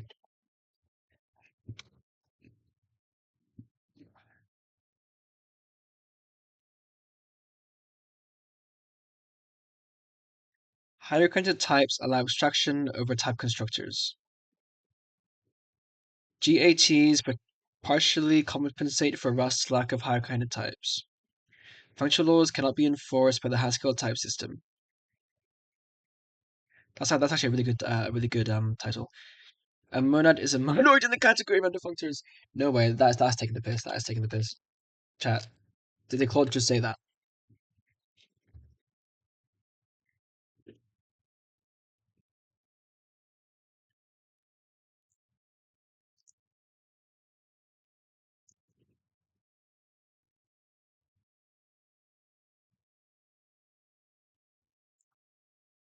No, I feel a bit lost.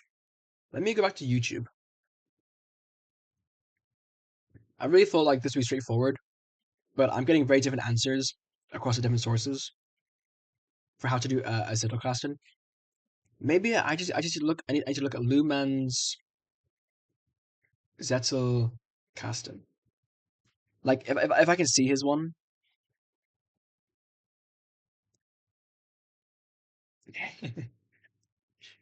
um,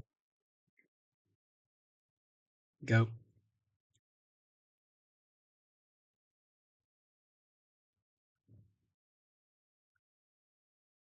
Here's the link to Zettel 1.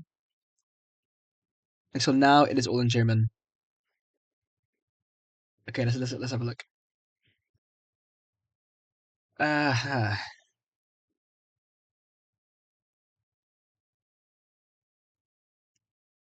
right, translate, come in clutch, please. English UK. Who do you think I am?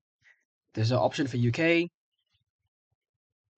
Never mind. I thought I liked you, Vivaldi. You're letting me down. Unity and invocation of the group in general. Critique of the previous solutions to the Unity problem.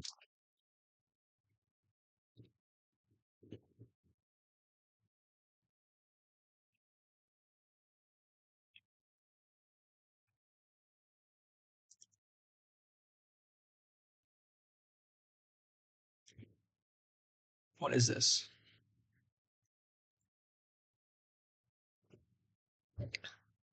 T1? Okay. States as an idea. Counter proposal to organizational theory, not as existence based on man, but as spirit beings. Accordingly, the state does not become an existent creation.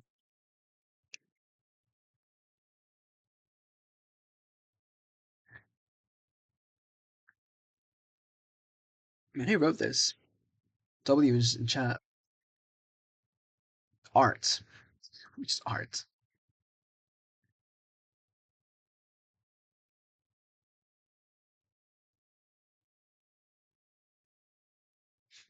Okay.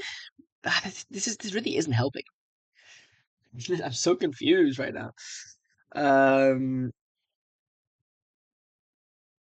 Hmm.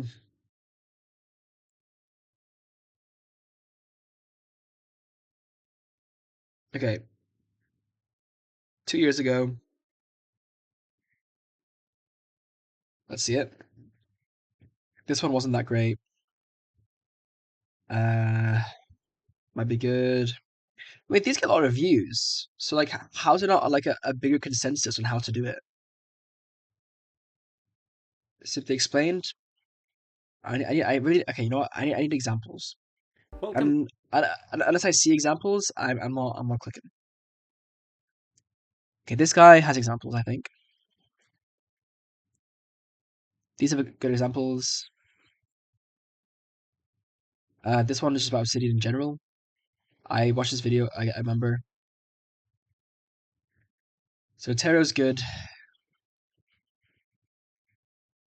for busy people. Yeah, I'm busy, but I'm willing to take the time to. Bro, too much yapping. Show us the proof of the method. Zettelkasten will work unless you do this. All right, it's a short. Also, who's that programmer guy? Did I watch this?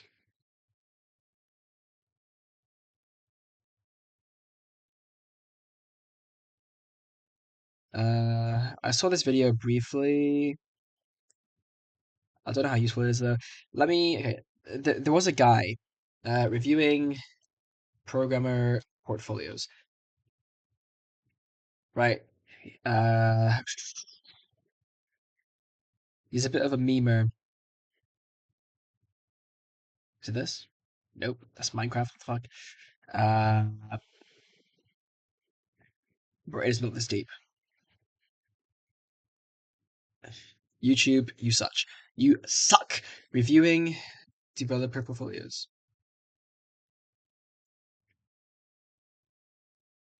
Your developer portfolio sucks. I'm gonna cry. Okay, I'm gonna go through my subscriptions and pray that I find the video I'm looking for. Or the channel I'm looking for. A to Z, no. Can I just see the videos? What? Who is this? I need... No. No. Subway Surfers World Tour. Easter Tour, Ireland. Let's go. Oh my god, this is just a peak chance for distraction.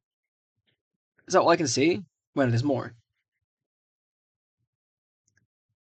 I'm subscribed to Quackity? Bro, what the hell? Uh, uh,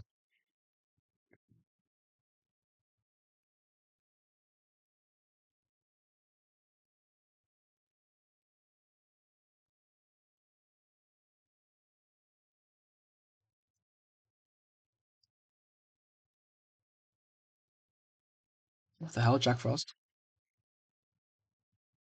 Bro, like, surely he's posted. Surely he has made a video in the past, like, 2 weeks. I swear he posts often. 1 day ago, dude, I have 2 subscriptions. I'm actually going so slowly. That's me. I found my own video. Oh no, that's me again.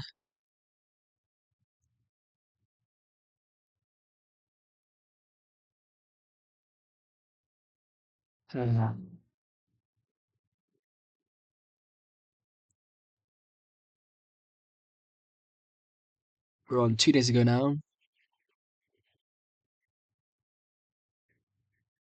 What the hell?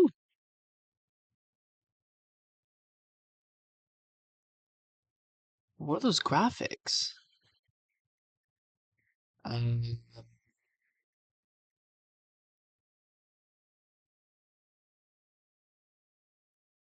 am I even? Am I even? I might not even be subscribed to him actually. Now that I think about it, my friends, Obsidian Vault.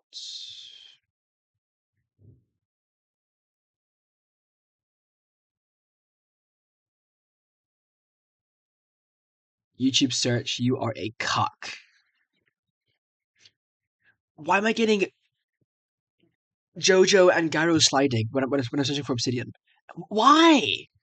Why? I've never even played this game. Okay. Neovim tricks. No, because I'm starting like a bunch of generic content.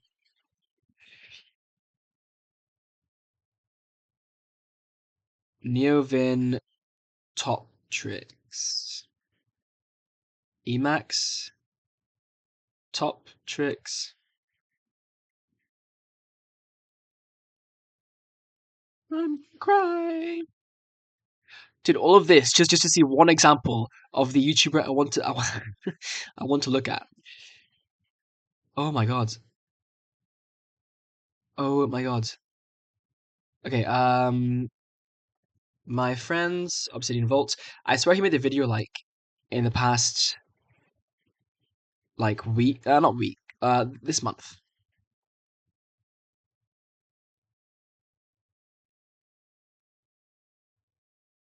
What, guys? Okay, Obsidian. Okay.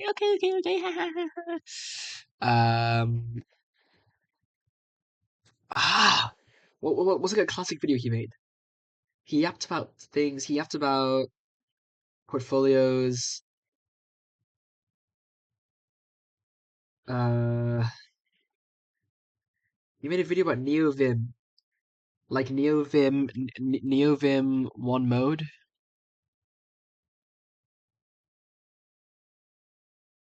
Only.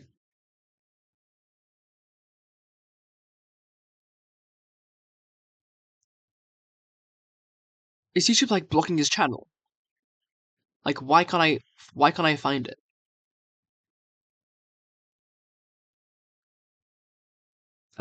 You suck at NeoVim.